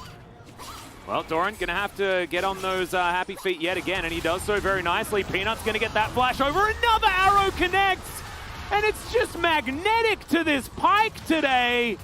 Zeus will be able to make his way out, but once again, Genji answer beautifully. Chovy's side laning on the bottom side of the map for free here, unanswered because of Faker's rotation up. Faker wanted to try to turn this even further, but is missing, of course. Guma still pressuring mid lane, but Cassandra losing out on some precious farm here as Chovy's going to take a 30 CS lead by just being on the other side of the map. Second Herald will crash into this mid turret, but Chovy himself is making a big dent on the bottom side. Finally, Faker rotates over to answer it, but this turret is already dead. Yeah, this is actually fantastic for T1. They need to keep control of the map with the composition that they have, because they so far have just been able to get more, right? Yeah. And put on more pressure. It's not a good sign when your only success is punishing a roaming Pyke with several ultimates committed. Like, yeah, it's great for Gen G that they're able to pick up that gold, but it shows that they're behind on the play. Yeah, and it's looked cool.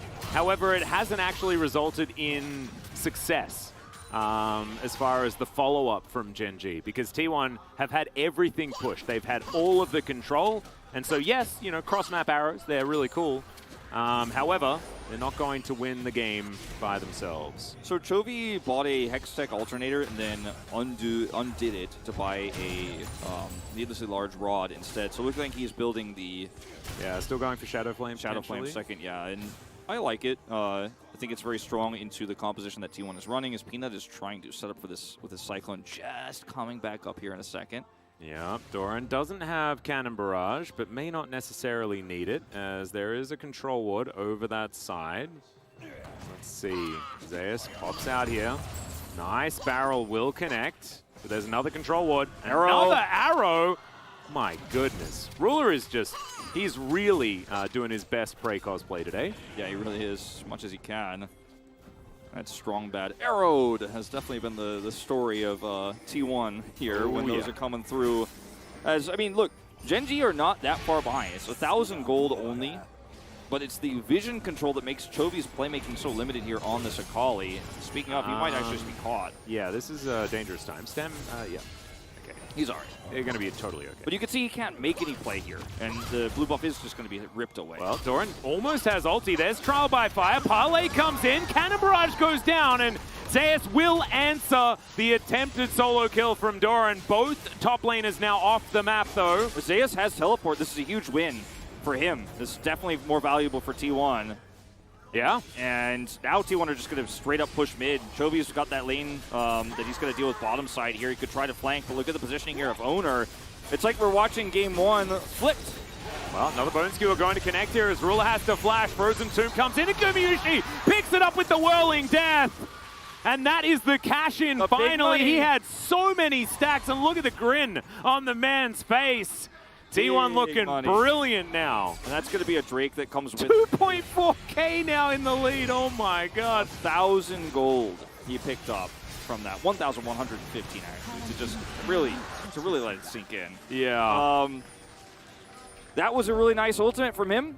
And they just pushed mid. They sieged up a turret that they will be able to take on their next pass over because it's so incredibly low, down to less than a 5th health there.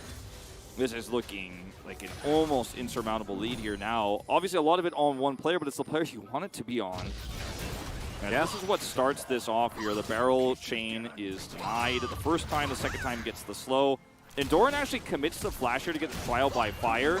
And Zeus just trades back, gets a hyper proc. And ult is committed. He does not have teleport, so not going to be the trade you want. As that didn't look like it hit, but the game says it did.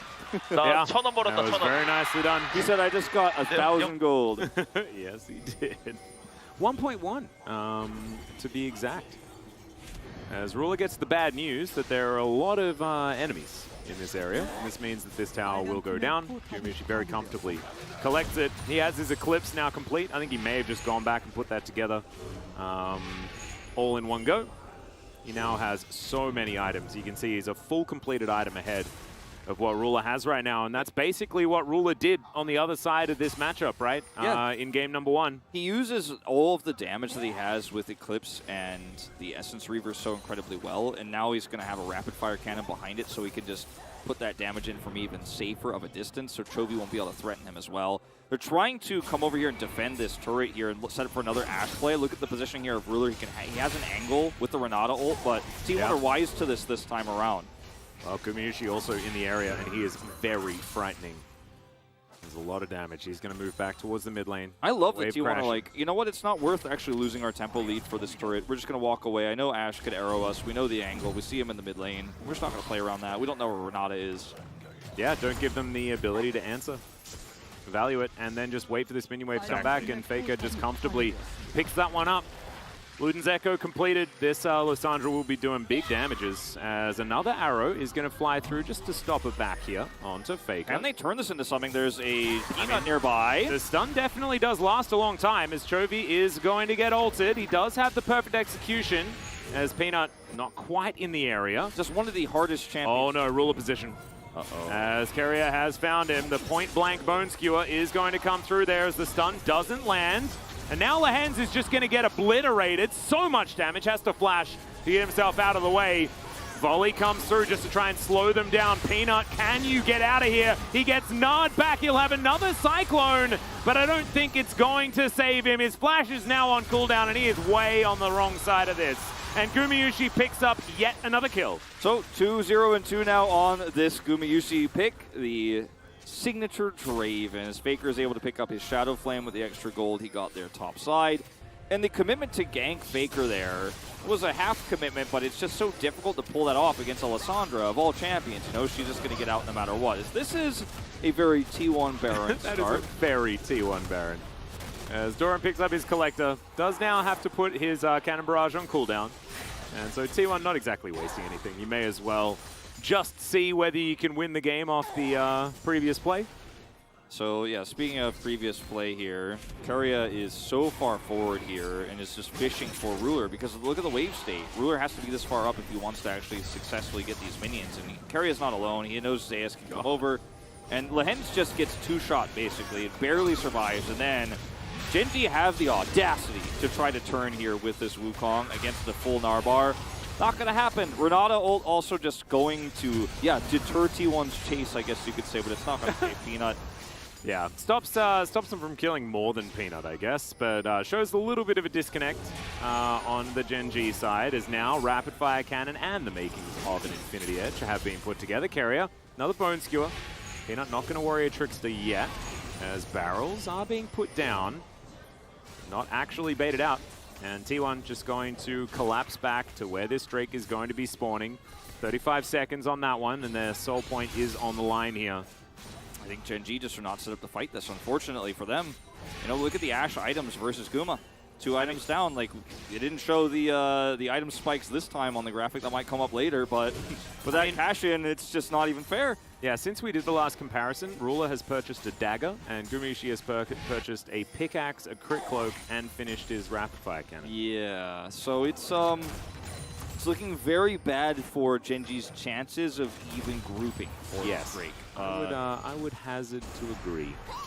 And unlike, remember last game, T1 had a comp that could turn so well and punish so well what Genji were running if they made even one mistake.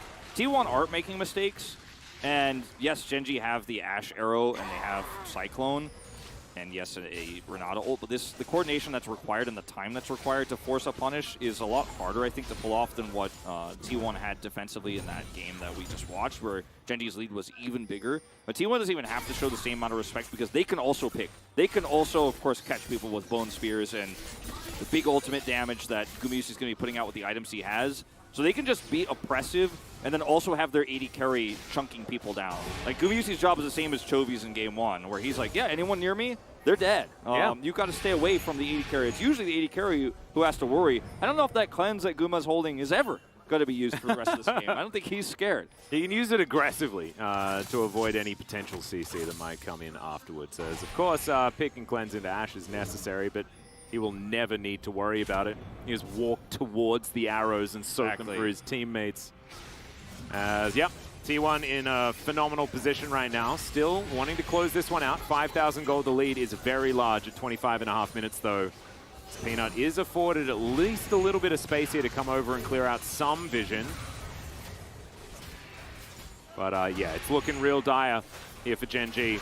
And we just don't know necessarily what the true answers are going to be as this game goes on, right? Like, it needs to be little picks, little ways back in here for Genji to try and build up some sort of way back. And you can see, you know, these barrels are starting to crit for a bunch of damage and stuff like that. It's definitely good news. And the Shadow Flame done for Chovy. Obviously, it took him a while to put that one together, but he got a lot of extra side laning done. He has a stopwatch. The problem is that we're at a state in this game where Gumayusi is level 14, by the way. If Chovy tries to assassinate the Draven just, like, looks at him and kills him, actually. Doesn't even care. And Chovy could play it very perfectly and use the Shroud well, but generally speaking, he's never going to be alone anyways. So what's Chovy's opportunities here? That's one of the scary parts of this lethality Draven. as an assassin. Whether even if it's like a LeBlanc that Chovy was playing here, his chances of just killing this Draven are so rough because now he's got an IE as He well. still has no shoes. He doesn't. No shoes, just swords and a scythe and a gun, I guess. Oh my goodness. And a little totem. This man. A little totem he can use to keep himself safe. Yeah, there we go. To spot his enemies, his next victim. If he gets barreled by a barrel chain from Doran, you know, that's on T1, but I just don't think it's going to happen. Yeah, Frozen Tomb comes down as Chovy is looking for the Draven. He goes golden, and Gumayushi is going to get taken down. They didn't have an answer for that as Faker gets perfectly executed by the Akali. Well, Teleports to come in, and Genji are looking for a Baron. Can't be that far up when the rest of Genji is there and they can chain CC, and probably should have pressed the cleanse this time. Oh, Carrier, that was a very nice alley-oop to yourself, my friend. Lovely stuff. That should stop Genji from being able to very comfortably take this, but Carrier is still in a whole host of trouble. Yeah, Zeus had Narbar, so if he was able to kite towards him, could have been a different story. Teleport now from Chovy. Yeah, this is another one. He picks up his Zhonya's Hourglass as well, as there was a big shutdown onto Gumayushi, and it was Chovy that picked up the kill. He's still down for 10. Genji should be able to do this. Zeus is trying to hold on to this Narbar as long as possible here to look for and engage a turn. There's just not enough damage here. It's a Viego and an R. I mean, it's still going to be a potential 50-50 if Ona can get himself in here. Doran is trying to play bodyguard as there's the Whirling Death. Does a whole lot of work here as Ruler's going to have to flash away. Zeus now taking a bunch of damage. Oma getting... Oh my god, Faker! He just gets in the back line and smites it away. Chovy now trying to punish him, but I don't think it's going to be enough as T1 picking up the Baron is huge in this moment. Gumayushi now wanting to flash on over and look for Chovy, who once again goes golden. But trying to get out is he now, as good handshake there from Lahens. He still has flash available. So T1 do get the Baron here with that fantastic steal. The flank from Faker was amazing. And also, the ultimate for Gumayushi. He wasn't up in time to be in the fight physically, but he was there. As we're going to watch the end of this one more time. The real problem here, we're going back to the very beginning. In fact, I saw that the Draven was here and I was like, wait, where are we? But this is the early part of this where he's picked because he's so far forward and Chovy actually has an amazing play here. But in this take, they have Faker obviously looking for the flank. Look at the ultimate. You can see it from the base. Faker teleports in the last possible second here. Whirling Dervish hits. Peanut super low here. Then the Gnar follow-up. And then Faker over the wall. Ruler's looking for the arrow here on the Zeus. But bam! Yeah. Fighting it away. 480. No, this is so necessary because otherwise Genji win this fight and get so much extra gold. Well, speaking of fights, there's another one that's happening here. Stand aside comes through. Whirling Death, massive damage as, oh my goodness, Doran not going to be surviving now, but does get bailed out for a moment. Peanut is going to try and go golden, but it does not work. Cannon Barrage looks like it's working for T1. Instead, as Chovy's just going to get absolutely eliminated, and that was a wipe of Genji. T1 will now march down the mid lane and look to bring us to that game 3 that we all deserve. We all deserve it, Atlas, and we're gonna get it as heroics from T1, from Gumayushi and Faker, turn that Baron fight, that take that looked so free for Genji. It was not, and also the Gnar from Zeus that comes in on top of it all. Otherwise, T1 lose too much gold there, lose the Baron, and the game completely turns on its head, but it does not.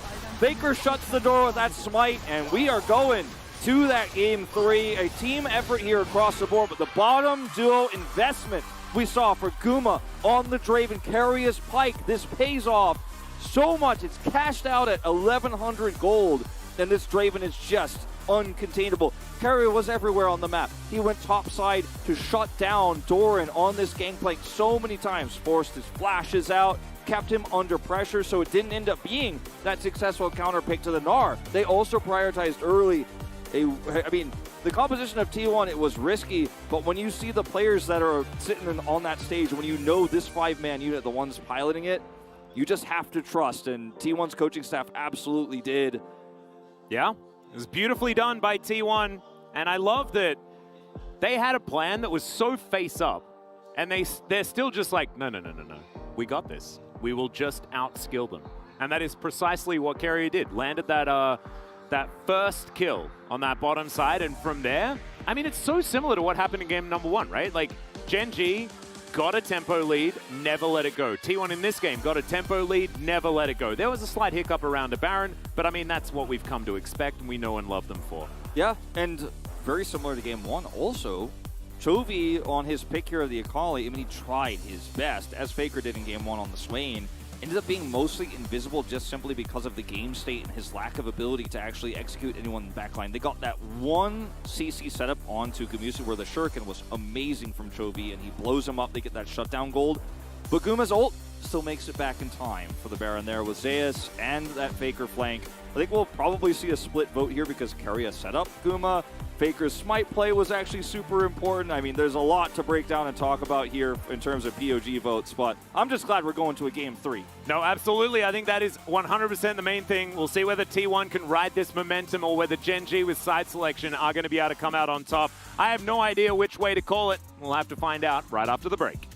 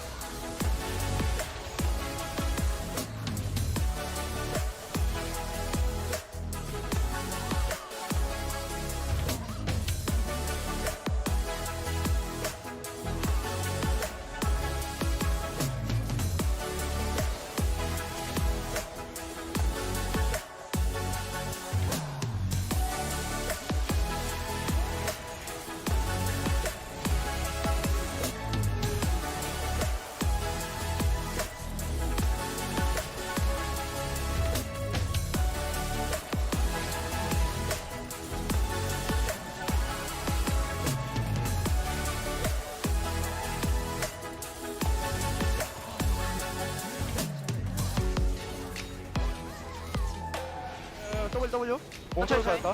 다리 좋긴 해. 갈만한데. 빨리 좀. 고고고고. 들어간다 돼. 아칼리 밀어줄게. 아칼리 밀어줄게. 아칼리 아래 여기. 나 이거 바로 바로 아칼리. 미드. 나이스. 와 씨. 내가 민석이 죽일 뻔했다. 그러게. 세대 때려버렸어. 이거 원딜 맞으면 안 돼, 절대. 영화 쓸까 말까 고민 엄청 많이.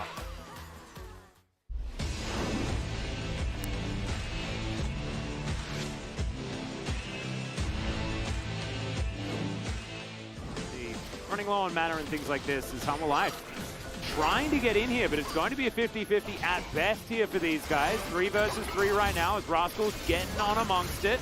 Dudu does have his Nahbar at a decent spot, but Karis dives on forward. He doesn't ult himself, and therefore he's just going to go down. On Fleek, I think, was able to take the eye as, well, no, he wasn't. He was able to kill the Rift Herald, but couldn't take the eye.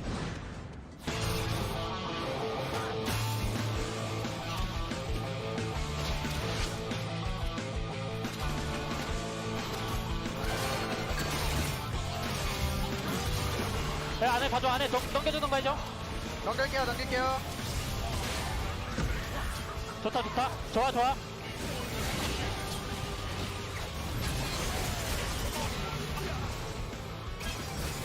못 먹게 할게. 오케이, 전령도 못 먹겠다. As you can see, Live Sandbox know what's going on. They have such great turn too. They are so ready for this. Yeah, I don't think you should flip it though, as Bubble is going to connect. Definitely high value target as Zeka going to get exhausted as well. The bailout comes on through. Can he get a kill? The answer is absolutely not. The Renata's also dead as Kingan's over the wall, and it's a disaster for TRA.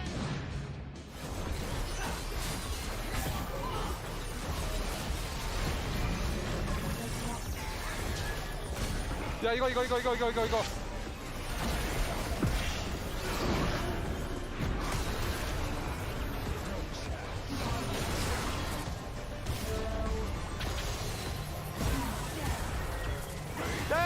다 죽여.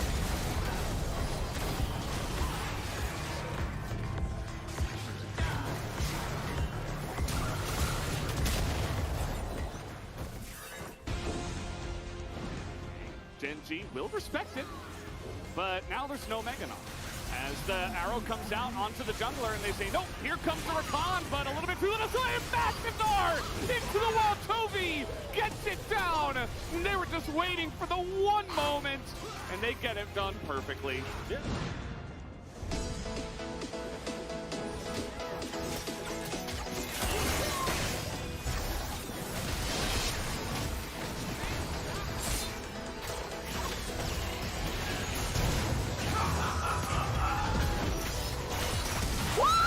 네이스. 와, 나 진짜 이것만 보고 있었어. 아, 인정. Now everybody's over here, and this is a Callista as well. Oh, no, KT. I don't know about this one. Very risky, and it's Lissandra! Showmaker gets in, and he's going to be the hero once again to pull off the fight. KT, they take a risk, and it's absolutely not going to pay off. Someone will wipe the floor with them all. 5,000원, 1,000원, 1,800 쓰마.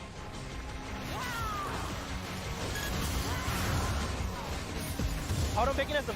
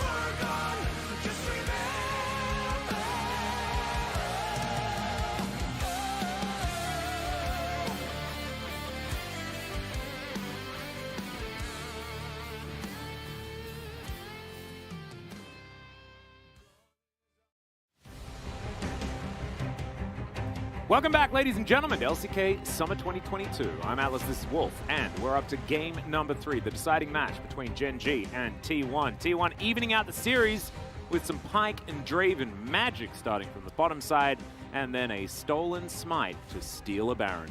Yeah, I mean, the fight there was definitely in Gen G's favor until the Draven ult came through. Then you see Zeus layer on top of the Gnar there with the extra damage coming through. And Faker teleports, has the flank angle to go over the wall and smite with Lissandra. Unsealed Spellbook for Lissandra has actually given us now 2 big Baron steals here in the LCK. And I think Faker will get a vote or 2 just because of that play. The rest of the game, he was just putting Faker down in the lane and didn't have too much of an impact in team fights because, like Game 1, there weren't very many team fights because of the oppressive control that Guma and Keria set up. Not only in the bottom duo, but around the map. Yeah, and I actually respect, the draft votes going over to Gen G. I would hazard to agree because I think that if Keria and Gumushi don't smash the bottom lane, then it's over. Keria is going to pick up the POG.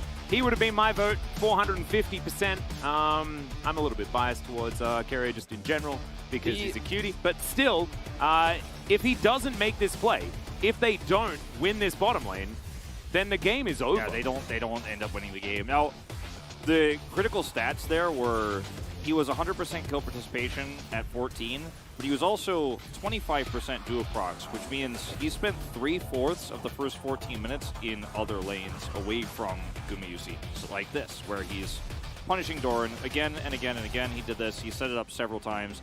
Very split vote here, actually. Guma getting 3, and the Faker votes as well, tying here. But it's the analyst desk who breaks the tie. They also were 2-1 there, so... I actually spoke to Rapid Star and Bitdol during the break, and I said, you better vote for Keria. And so I'd like to say that I helped. I didn't actually do any of that. I did speak to Rapid Star before work, but otherwise I didn't. But I still think that this is it's definitely a validating vote. I think that he was absolutely fantastic. Keria just really did land the bone skew as necessary. But we need to talk about the fact that the draft wasn't necessarily a win from T1, and now they have to move back to the red side, which they were a little bit shakier on. So we'll have to see whether they're going to be able to perform the same sort of in-game magic to pull themselves back in, or whether this red side draft is going to be the good one. Exactly. Because I loved how Game 2's drafting from T1 showed that maybe it's not meta, maybe it's high risk, but it's comfort in its own very unique, specifically Gumayusi Keria way, where you have this bottom side duo of 2 players who love these picks, and it's so high risk, like we've all talked about, like if it doesn't work out, you lose the game. But it worked out so hard. They played it so well, and this goes to show even at the highest level here at the LCK, sometimes what you like to pick and what you enjoy to pick is the best option. Now, that's exactly like why I probably shouldn't get as upset about these Gnar blind picks as I do, because there are so many players, Doran and Zeus, perfect examples, that just absolutely love playing the Gnar. They feel very comfortable there. They understand how to win so many different lanes and what they need to do in order to do so. And so, therefore, you can understand why they're going back towards these picks over and over again. I'd prefer it if they didn't. But I do understand why it's happening. We hop into the draft here for the deciding game. Yeah, I think Gnar priority going to be very high in this game too. As Gnar is a strong pick in general in the LCK, but when you have the ability to pull the resources bottom side with the Draven and Pyke, then obviously you're not worried about the gangplank counter pick as much, especially when it's a 2v1 top, because the Pyke is up there half the time. So we see the Poppy ban once again towards Peanut. Peanut's blue side Poppy is the scariest one, as we will once again see Seraphine and Callista removed by Gen G. Yep. I actually think Poppy just in general is pretty scary. I just wonder if Chovy gets his Azir again, because Gen G could just ban Corki here and be like, do you want to give Lucian? You want to give Azir? Yeah, it is a good question. Because also, if it's Corki and Azir that are both banned, Draven going to be banned. I love this, because this sets Gen G up for a potential Lucian first pick, if they want to. Because the Draven, a fantastic answer to the Lucian. One of the reasons why we didn't see Lucian or Zeri last time around. T1, recognizing this, will ban it away immediately. But that means Corki and Azir are both left up. I think if I'm picking for both teams, I think Gen G wants to have Azir. I'd rather them have Azir, and I think T1 would rather have Corki, and we might just have that handshake here. Even though Faker Renata as well. Yeah, Faker is such a famous Azir player himself, but this season it's been all about Chovy's Azir. See if he does lock it in here. Will be the Corki actually, so Genji are going to pivot there. Okay. Very interesting. Now T1 can look at a, potential Ahri angle if they want to. It's a lot of Ahris into Corki recently. As now going to be picked up, and looks like it might just be Lissandra again. Faker going to go back to it. And what ain't broke, don't fix. They won't have access to the Draven this time around. Yeah. So that snowball potential of the bottom lane, not going to quite be as prevalent. So I think the Gangplank pick here makes a lot of sense for Genji because you're going to have a lot more resources to work with, and it's not just going to be, Ooh. I'm going to take a pause on that possibility because they may just simply give over control to T1 here if they're going to go for the Senna lane. Senna, Kench, of course, both available right now, and this means that T1 with Renata also will have a lot of options for Gumusi and Keria in the bottom side. So I think T1 now just grabbed the Renata, and no matter how many 80 carries Genji try to ban away, they're still going to find something that can lane well into this. Now, Kalista and Draven are the strongest ones, but they're banned away. So I think this is why Genji is prioritizing the Senna like this now on blue side, which we talked about so much even before we got into game one. Well, it's made Faker bored, as you can see. Still thinking about what he wants to block away. I think Renata is sort of the obvious choice, as Faker's going to hover the Nidalee, as Owner does like to do quite often. But Owner's going to go back to his favorite. So we've got Owner on his signature pick, Zeus on his signature pick, and Faker on his Lissandra that he stole a Baron with to help win them the game in game number 2. Gangplank is gone now. Gangplank, Gwen both being banned would make a lot of sense here. Yeah, because now you're... As Genji, this is the priority you chose, and you will have to pay for it with this Gangplank ban. It's almost a tax you have to get with this. And that's a lot of doubloons. See how many of these bottom side picks get banned away here, as we see the Bard banned so much when you're running the Senna Tom Kench, because he can push the lane very well and also can set up flanks, and it's very frustrating to deal with. Can also chase the Abyssals when you're trying to retreat. The Sejuani ban, I think, is quite interesting, because Genji's comp with an Ornn looks like the most terrifying thing in the universe. Yeah, I mean, next to Gangplank being in it, I think that it's the next best thing. And you won't be able to deny that anymore, so they're just going to take away the Pike too. It's not allowing any playmaking here for Keria, but this does leave open the Renata. That Renata that you were talking about is definitely one that I'm a bit curious about. Respecting the Bard and the Pike a little bit more. Gumushi is just going to Ezreal, think about locking away the Ezreal. Yep. But Karma also still up too. That's a strong option here for T1. Yep. They just want to get that pushing lane, yeah. Yeah, like even Yuumi is also open here for Keria. If that's what they want to go with, they'll see what Genji's comp is first. T1 fans just got a whole bunch of PTSD. Just there, Wolf. Just be careful. It won't be Yuumi Jin, okay? So like, let everybody relax. This is Gragas potentially for Doran. One of my favorite picks into the Gnar, but we've seen it not necessarily work as a counter pick. It's very safe. It's very boring in that regard, but I think as Genji, you're just trying to bore T1 to the late game where you actually are relevant and scaled and very frustrating to play around. As it will be the Yuumi, it looks like here. I mean, there were 3 great options, right? The Renata pick that was most common and is very strong into dive, but guess what? Genji's not really running at you ever with this comp. So not as strong in this case. Good for the lane, but Yuumi gives you both attack and defense, gives you heals and extra sustain. The Karma can block with shields and obviously can run you around the map very quickly. It is very difficult to escape that if you're a poorly positioned Corki player, but that's not Chovy, that's not Ruler on this Senna. I think the Yuumi is great because, yes, her healing is somewhat nerfed, but if she builds Moonstone here, which she almost definitely will, you're always going to be able to somewhat match that sustain from the Senna Qs that are coming through. And this has been a very common response to Senna when you're running the Ezreal. Of those 3 picks we commonly see in the bottom lane with Ezreal.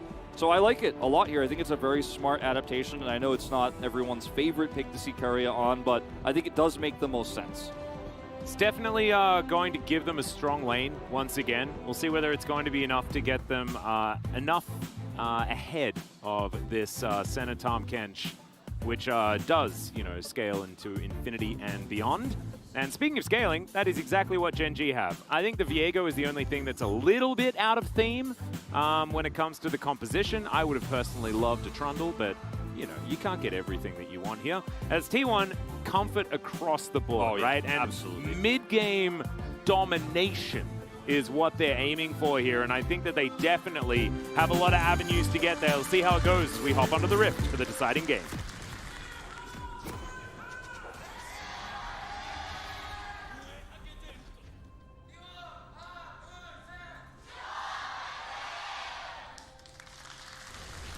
All right, yeah, T1 fans, they heard the fact that Gen.G were quite loud last time, and they're like, no, we can't have that.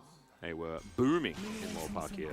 It is such a exciting draft here, I think, because of the, again, the comfort for Keria, for Faker, you know, owner on his Lee Sin. He's got 2 losses in his career on it. One of them was this season, 4-1 on the pick right now, and it's just T1 once again crafting a draft that makes a lot of sense, but also really extenuates the strengths of their players. Yeah, it's a lot of comfort, and for game number 3 in, you know, our match of the week, and honestly match of the round robin, does make a lot of sense as Keria floating around on this cat on a book, having a good time. Did you get the word on Chronicler's thoughts and perhaps? Yes, I did. Thoughts? So Valdez and Chronicler both sent in their thoughts, and they do believe that Gen.G's draft is a little bit superior. Valdez has given it a 55-45 in favor of Gen.G, saying that T1, there is just a little bit too much of an onus on them to get control in the mid-game, and Gen.G should just be able to comfortably outscale. But he says that if Gumayusi manages to pop off, then it should just be T1 walking away with it. And Chronicler has said something pretty similar. 60-40 though, in favor of Gen.G on his side. And yeah, it's a little bit more about that needing to get the mid-game snowballs rolling for T1 to find the victory. And I think I'm on the same page. I think so too. Like, the mid-game here is so strong for T1, but they have to get to a place, obviously, where they have strengths enough to use those advantages well, obviously, because Gen.G has a comp that scales, but it doesn't mean that it just has to default, like, sit around. It can be very oppressive, and they have a lot of engage options with Tahm Kench. They have the Gragas, right? And can be very snowbally with Viego in team fights. And Lissandra is not going to be able to just put on free pressure here in the lane. And Lee Sin is not going to really be relevant until level 6 this game, unless something crazy happens here on the bottom side, which seems unlikely. For me, I just don't think, like, a lot of people discuss the Senna versus Ezreal, whether it's Ezreal Karma or Ezreal Yuumi, etc. The Senna has handled this pressure all season very well. This is a nice trade. Yeah. So I'm not as worried about that as I am worried about how much Zeus can do in this matchup, where Gnar has traditionally been a counter to the Gragas, at least this year, and actually even last year as well. And this Gnar is going to be so powerful at actually setting up for Faker and Gumayusi to pop off. You could see obviously huge true shot barrages if combos are well set. Faker's going to have a lot of power in these mid-game fights before Chovy starts to really get those items online. I think Zeus might just be the real hero in this game, once again, with his Gnar priority. Yeah, potential linchpin here is Chovy taking a lot of damage from Faker here in the mid lane. The Lissandra power in the laning phase working out very effectively as Peanut is looking for this. Body slam. Ooh, flash. Not quite in range, but that stun will land. And the barrel's going to slow down Zeus. His flash is on cooldown. And that means he's dead. Peanut going to pick up that kill, and Gen.G off to a great start. Yep. Looks like there was some debate for just a second there whether it should have been Doran or Peanut who ends up picking up the kill. I think both is great, but I'd rather the Viego have it to further snowball some of the advantages that Gen.G can play around to stave off pressure in this early game. As yeah, this lane is going well CS-wise. You can see a pretty significant lead here. About 5 to 10 is going to be the advantage here for Guma and Keria on the bottom side. Yep. But I like this gank timing. They not only get the flash, but also the kill there. And it was Zeus' best effort, to try to dodge that stun coming through from the Viego. But it's just too much damage, Conqueror procs, and now your Gnar power in this lane is somewhat neutered. He is obviously just going to be able to teleport back to lane and start putting on that same pressure, but it's not the same strength that he had moments before. No, I'd agree. I would 100% agree. Definitely a good start for Gen.G. Not the end of the world for T1, though, as we have a look at this gank one more time from Peanut's perspective. Yeah, from Peanut's perspective, gets the speed up. 가자. I'm going to go. Let's do it. Let's 해야 돼. Looking for waiting for the flash. 안 써도 맞을 듯? 잡은 거 같은데? I think we got him. 잡았다. Got him. 야, 개꿀. 좋았다, Basically 현준아. sick. Is the best way to describe what he said in Korean. There's no real translation, but he was like, that was pretty nice. G-Sun's addition is like, it was easy. Easy. And looked like it. Definitely pretty elementary there. See whether Zeus can get some revenge, as Doran didn't even need to use Flash in that moment.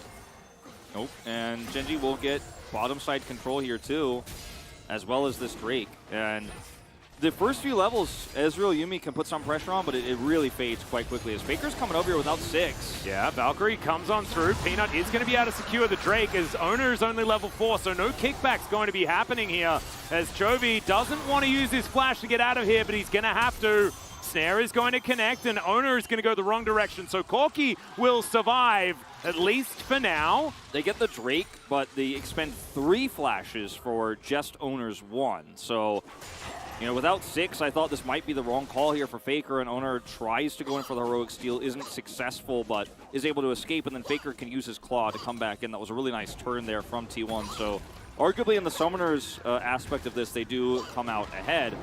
Genji take a pretty significant lead with that kill they had earlier on the top side. Doran loses only a few minions up here top side when he returns back to lane. Yep. And, you know, at the end of the day, that solo Drake can be very important for the pacing of this game because that means at worst case, Genji has bought themselves 5 minutes. No, precisely. And I think that that's the main thing, right, that Genji are going to be looking at. And I think that we got a glimpse of what T1's comp is going to be capable of, right? Like, if Owner, like, had his kick at that stage, then that is, like, team-wide situation. Oh yeah, fake Genji, like he has ult, like 100% you win that so easily. And that is what we're staring down the barrel of for this potential Herald fight that will be coming up. So Ruler is looking to flank Gumayusi here, was predicting the Arcane Shift, and Gumayusi's counter to that was not Arcane Shifting. I like that a lot. Yeah, definitely as the Ezreal, you have the agency here to, if you're patient, just wait and then react instead of just blindly arcading, shifting, and panicking. So really nice job there from Guma to not do the panic move, and we'll just get out for free. So scary moment potentially there. Did, of course, have Flash available too, but probably would have died if he did get snared there with Yuumi so far away. Yep, well, I like how Lehens and Ruler are going to try to hold this wave here, deny can, and do what they can. Doran is very happy to just sit up here in this lane and play weak side. He got an assist earlier. Chovy. Yeah, Owner's going to make his way in. There's the claw as Chovy doesn't have cleanse. Faker's going to find it, and yeah, this is a really dead Corki. Nothing he can do about this without flash or cleanse. Owner doesn't even have to kick. Yeah, That's holds onto it. The power post 6 against this Corki is massive. Will be the kill going over to Owner, which, like the Viego pick earlier, I think is the right call. Lissandra doesn't need that money to be relevant in this laning phase. She's already so significantly ahead in CS, and that will continue with Chovy losing quite a bit here. Doesn't have teleport. So this is absolutely the right call to try to snowball this Lee Sin. Ruler can deny it back. Yeah, it does so, and that might actually give Gen.G a bit of priority here on this Rift Herald that's already down relatively low. Sole possession of Vision They have going to be there, and yeah, T1 not actually going to be fighting for this one, I don't think, as Owner is going to spot out that it's happening, but isn't actually going to move over to the pit, and it's just Gumayusi taking as many plates as he can bottom lane in response. 2 of them already going over, so that means the Rift Herald value answered already. Yeah, and it's possibly going to even be a third one here because they True Shot Barrage this wave, so it's just so easy to clean up. They don't know where Peanut is pathing here. It could be rushing straight back down, and Lehens is on his way over, so they don't greed for it. But that teleport call from Lehens is what allows Gumayusi and Keria to actually heavily commit here, and as soon as they realize that the Tahm Kench is not going to be here, Senna's already showing mid, so you know the enemy duo is gone, you can just walk away from this as T1 and feel pretty happy. Now, how much Herald value is given could actually change this game and put it back into Gen.G's control. As we watch this timing here, Chovy, Peanut was just backing as well. He doesn't have Peanut here. I think this is communicated better from Chovy, maybe Peanut tries to turn this, but it's just so much damage. And again, Owner did not kick. Yeah, and also, I mean, I think Peanut was gone before Owner showed, so it was just, you know, unfortunate timing for Gen.G, but fantastic timing for T1 to guarantee that kill onto Chovy. Owner once again over here. Peanut in position as well, though. He has both Summers this time, Chovy. Yeah, Faker's just going to move on forward one more time. It is Peanut that's the target, but the Heartbreaker has been buffered. And that means that they're not going to be able to find it. Gumushi going to get knocked up here as Lahen's going to flash after him. There's the Devour after the Tongue Lash, delivered into the snare, and it's all too easy here for the Genji bottom lane. Now you have a lot of power here. You can push these minions in and look for plates. Look at Viego rotating down. Now Owner is here with a cat. But this is basically a 3v2 that we're looking at here. Faker trying to come over. There's so many minions here. His owner's taking a lot of damage. Faker going to be blocked off here by Peanut. Guaranteed charge, 100% here now for Genji to drop down. True Shot Barrage going to try its best to deflect, but will not be successful. Will help clear these minions, but the Rift Herald crashes through. Lots of extra gold here now to the bottom side. Yeah, it's 2 plates to come through. I believe that at least Lahen's and Peanut picked up those. Otherwise, it might have just been Peanut, but that's fine. Body Slam going to interrupt the crush here. As Zeus just going to walk on out. Doesn't have his ultimate. He's been using that on cooldown, as Nas generally do. 3 plates in total here, bottom side, as Lahen's and Ruler really want to force a fight onto Owner early on to take his health bar away. But package is ready. Yeah. Doran has to take the long and slow path down here. Zeus, of course, also teleportless, but could just stay topside to get some plates pre-14. This is the tightrope that Genji have to walk right now without massive control on the map. And they walk it well. Corky package is committed here, but you've got the choke controlled now, and there should be 2 Drakes to lead now for Genji. I keep hearing Lord of the Rings quotes in things that you're saying. What did I say this time? You have no power here. Oh, okay. I heard that one and I was like, Saruman? Is that you? I don't know. Maybe I'm losing my mind. It's the intensity of the series, I think. It's bringing out the Tolkien in me. As Chovy with the package. Going to try and get some damage down, but good wave clear here from Faker on his Lissandra. And Chovy's not going to be able to find that plate. The package here looks wasted if you just think about what it did and it's in terms of the damage it got and how it didn't kill minions or anything. But actually, it was valuable because it was able to deter T1. So even though it didn't do the big boom boom, that's a party cask. Yeah, that is in honor of his coach, as Score has had many a party cask in his time. He was also the best Gragas that we've ever had in the jungle. But still, sometimes you just want to have a party. Yeah, celebrate. Indeed. And if they had gotten a kill there or forced a flash on Zeus, would have been amazing. I don't think he would have died. It could have been a nice cask attempt there from Doran if it had. Well, it was a nice attempt. If it hits, it could be good. By the way, it's a celebration of the lead that Genji have, is what I'm getting at here. There's a reason to party because Genji have taken a pretty significant lead with a Corki composition, with a Senna composition. Yeah, I mean, they have a comp that sort of naturally will win late. So any sort of advantage that you manage to find at the beginning of the game is definitely a good one. As picking up the double Drakes as well. I mean, we mentioned how valuable the first one is. Well, the second one, as you may guess, is also pretty good. Yeah. Zeus gets himself another plate here on the top side. Chovy gonna Valkyrie. So we talked about this yesterday, and I don't know, it just seems like it's almost like there is something deeper going on with the Drake algorithm here. Like, I don't know if these are really random. Is the Corki into no Drake Mountain Soul, where T1 could actually stack a 4 Mountain Drake Mountain Soul in the late game, gives them actually a lot of late game power. I like that. So Faker's going to switch back to teleport. Yeah, he's going to switch back to teleport, and this is going to be a lot of plates going down that Ezreal is not getting in the mid lane. Doran has cast back up, does have flash. Yeah. So Doran can throw that cask anywhere at any moment. This is just a macro win for Genji on both sides. Doran's just after Owner. He's not your lane opponent, Doran. You should be fighting the Nah. That's the gentleman's agreement of League of Legends, okay? That's first turret blood. And Owner gets nothing here. Peanut comes over, and now they're under threat. And the whole time, yeah, there's a push here in mid. Chovy got all the wave. They don't actually, I believe, get an extra plate. There's the fadeaway right before as Unleashed teleports come online for everybody. And yeah, maybe you get this turret, which I think they should. Oh, 100%. And outer turret in mid lane is more valuable than outer turrets in side lanes. Yeah, but in terms of gold trades, that's not what you want to be doing as T1. They wanted to make that dive succeed topside. They wanted to try to kill Doran and get value in both mid and top. And they only get value mid. It's traded for value here for Ruler, who's got his Umbral Glaive now, a lot of extra vision control. Ooh, Lahen's. Oh, dear. Want to walk into this one? This is not where you want to be, my friend. He is going to ward first. Definitely the right call. Not going to get engaged on. does have his ultimate, and Flash coming back online.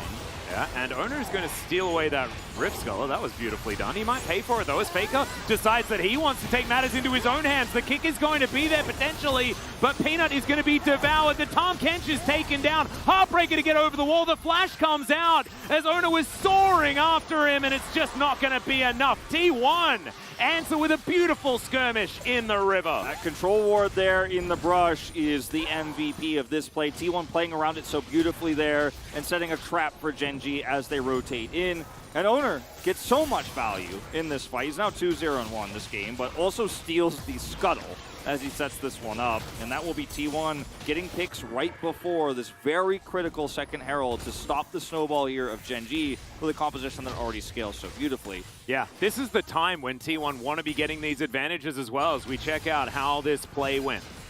I'm going to use Lehens to get in here, then Safeguard out after stealing that away. And then the Yuumi ult comes through with Faker. It's just so brilliantly played. I mean, it's just that simple here is Genji didn't realize how many members were grouped up in this area, and the control ward allowed them to collapse in so easily. And Faker just keeps making these long-range engage plays. Lissandra used to be just a counter pick here in the LCK for the last few seasons. Now, just feels like on its own with the right composition, feels strong into anything. Yeah, it's starting to go back to, what was it, like 2019, 2018? The era of Fly, where he would just win every single game if he managed to get Lissandra, and then teams banded against him, and then they didn't win anymore after that. Similar to his Aurelion Soul era, but yeah.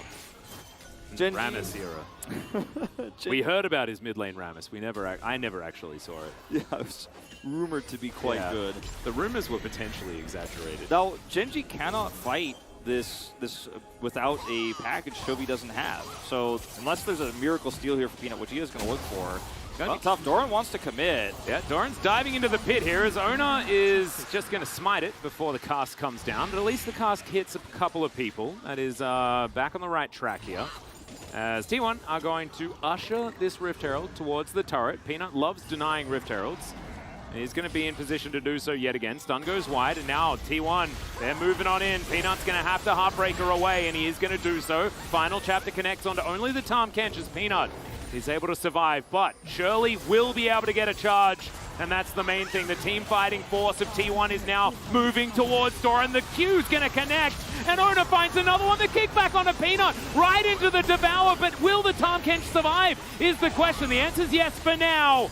But man, T1 are coming alive here in this mid-game. Genji are making some really unusual calls here. They decided to try to contest this Drake, knowing that if they get a smite steal, not only do they get soul point, but they buy additional time. They prevent T1 from starting this track of getting mountain after mountain, which just obliterates their composition. It nullifies it completely. And then they chase down here to try to collapse on this Rift Herald drop. Ezreal has teleport, so that's, you're not going to be able to match that. As Corki, you're running cleanse. So this whole fight, Chovy is not here, and Genji are still trying to force it, knowing that Ezreal can come in and cannot be interrupted. So two very greedy calls that end up getting punished here. At least they're able to stop this Rift Herald from getting an additional charge. But T1 just has so much control. They are being decisive, whereas Genji are very slow on the play. Could have maybe seen a turret traded topside. Speaking of, now that they had to all back, the timing here is great for Zeus, who will pick up an additional turret, and he's got his bodyguards, Faker and Keria. Yeah. Toby's just having to wait for waves. Absolutely is. T1 really picking up the pace of this game. They've claimed themselves the gold lead as well. It's just shy of 2,000. As Genji, we have to remember, scaling is still absolutely a thing that we can talk about. However, their time with control of the map is now over. We'll see what they can do to actually wrestle this back, because they're desperately waiting for 2 items to come through for Chovy. They're waiting for Ruler to get those stacks online. Doran is pushing bot and does have teleport, so can come over here defensively onto this very turret. He's going to make that call. Yeah, it's going to teleport in. T1 are going to back away and respect it. I thought maybe they could rush it down and then deny the teleport as well, but then did not have quite enough damage in order to do so. And it's going to cost Doran that turret on the bottom side, this pressure here from T1. Can they get out? I think the answer is yes. Yeah, Claw on cooldown. Zeus here in the side lane. As Owner, of course, is going to be able to steal away the blue buff. His Lee Sin smites better than any other champion in the history of the game. I mean, his Lee Sin just might be better than anyone's champions across the board. On every player in the LCK, he's just been so good at this pick across so many metas. Peanut possibly caught out of position here. Does have his ulti available. He's going to use it. Faker didn't have to ult or anything like that. That was just a Circle of Frost. And the one thing Genji had going for them before this was that Doran was getting bottom push there in the side lane and almost started to put the real pressure on that inner turret. Would have been some extra gold for Genji.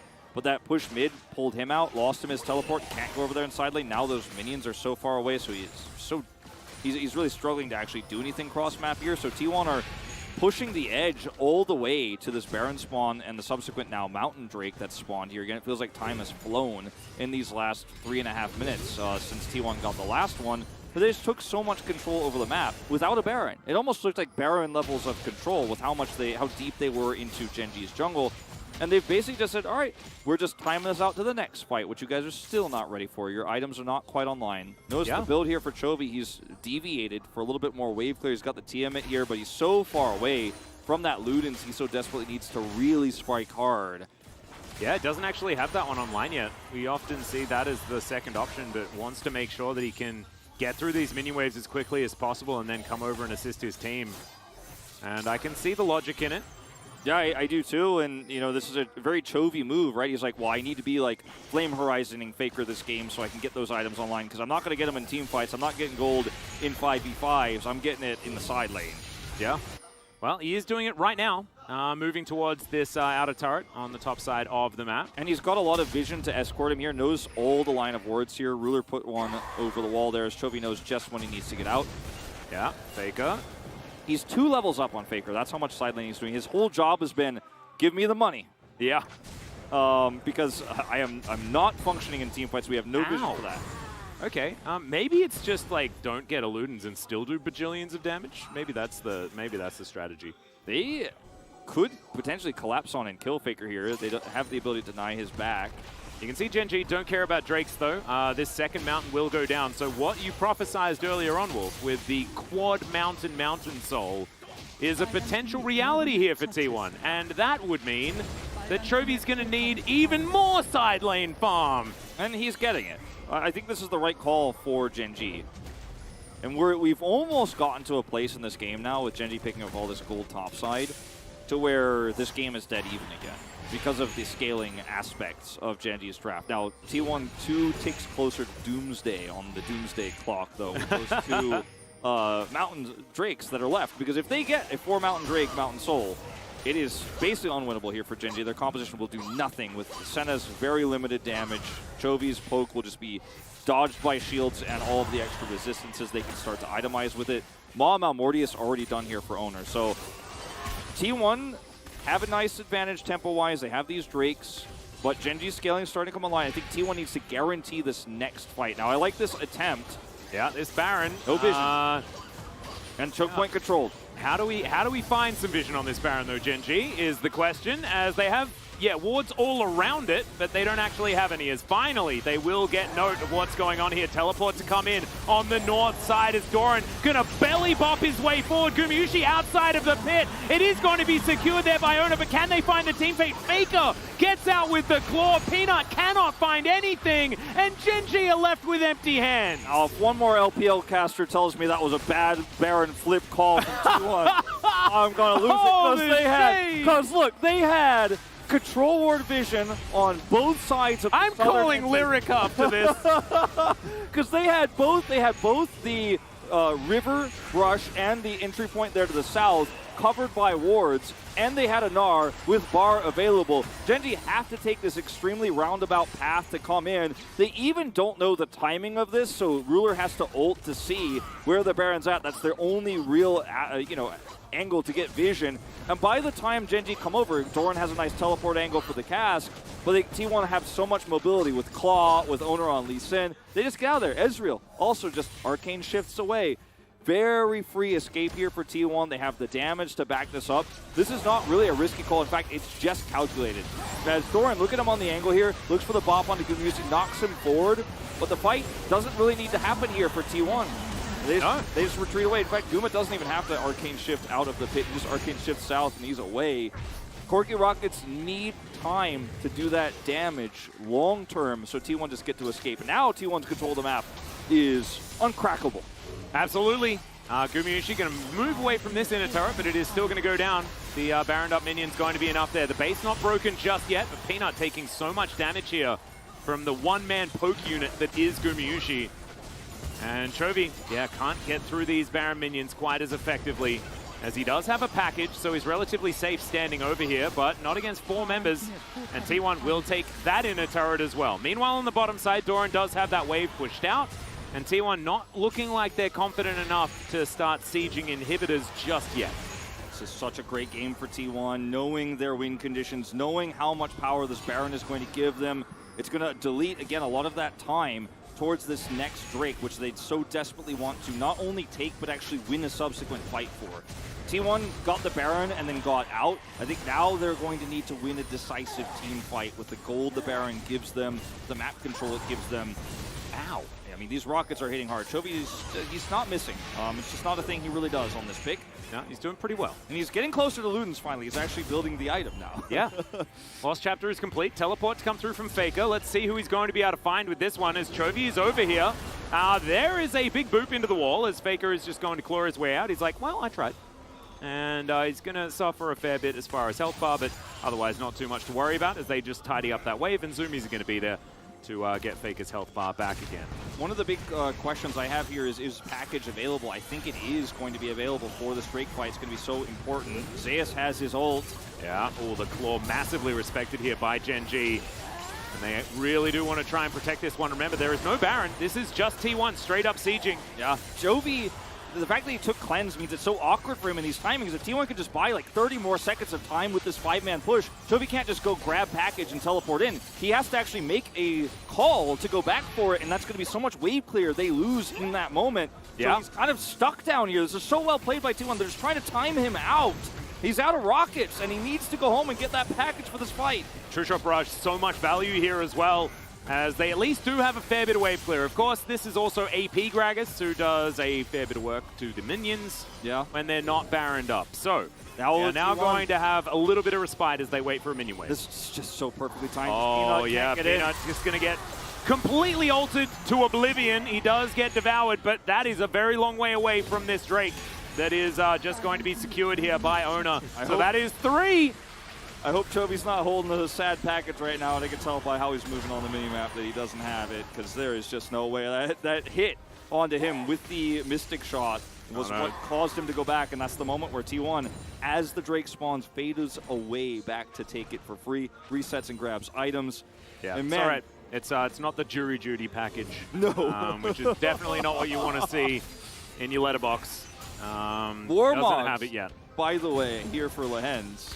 That is a tanky catfish. It's a tanky catfish who is going to have so much regen. He's going to be able to, block a lot of these Mystic shots now, which is quite helpful. But we're one tick closer. We're at 11 o'clock, man. One more hour to Doomsday for Mountain Soul, for Mountain Drake, Mountain Soul for T1. We're going to need to see some Void Stubs. That's what we're going to need to see. Ruler as well is going to be doing 0 damage because he's got lethality at the moment. Yeah, and I mean, it's Night Harvester Gragas, but he's not really going to be doing a whole lot either. I mean, look at how much the 3 mountain stack already protects Owner in this moment. He's got a Malmo Radius. He's like, yeah, hit me with the rockets. I don't care. Yeah. He doesn't. You can understand exactly why, as Gumayushi does do a lot of damage. As, Owner tanks another rocket. That wasn't a big one. And, it was barely a one. So T1 already, with just these 3 Drakes, feeling pretty good. But it's only 4,000 gold, and there is a heck of a lot of scaling still to be done here on Gen G's side. This next Baron, again, T1 could take it the same way. Yeah. AS gets an R-bar, they control choke points, they have vision set up, and they can start it basically at any time once it is spawned, because they have wave control here in mid. They have all the prio that you could ever want. Well, Faker doesn't have smite, but I mean, that's the only thing missing. But he can go back and get it at any stage. He's got Ghost available as well as his Flash. And Gen G finally find themselves some access to this river as Faker will just walk his way out of here. This is really important vision now for Gen G to set up here. They can delay the return here of T1 to the Baron pit. Yep. Peanut and Chovy in the pit right now, but you can see T1 fresh off a back, and they know exactly what's going on. They'll just get back to this mid lane, Genji start rotating around. do not have great turn with this comp. So Ruler possibly in trouble as Owner, yeah, he was thinking about it. You saw him move towards him as that prowling projectile landed. But remember, there is still a Devourer available. As Owner's going to look for another Q. This time it's going to miss. Of course, an invisible target there as Chovy going to Valkyrie his way out. He's got a blue buff. Zeus is losing his Narbar here, so they won't have the same choke point lockup. Rule, you got to be so careful, he man. can't be frontlining. You're not the tank. I know you can heal yourself, but that's enough damage for them to say, you know what, I think we have enough time here. Doran is not here, but he has teleport and ult. Yeah, Dawning Shadow flies through, but the Zoomies keep Gumayusi completely happy. Faker. Yeah, he's taking a lot of damage. Faker looking for that flank angle, and he is so important for this one. As Doran just going to dive on forward, Gumayusi is just obliterated! And the fight may be over before it's even started as Zeus is trying to be a hero. But Peanut dives towards this Baron. He knows exactly what he wants of this situation. As Zeus, he does have the Meganar available. Belly Bob comes down. Faker's still got a fair bit of damage. They are going to respect the Meganar who wallops the Doran, and Doran's going to be taken down. This is huge if T1 can actually win this, as Chovy going to try and cleanse himself. Owner is chasing after the Corki, and he will take him down. He goes golden as well as this cat is keeping them all alive. Oh my god, T1, how did you do it? The Abyssal Dive is not even going to be enough as he tries to teleport out, but it does not work.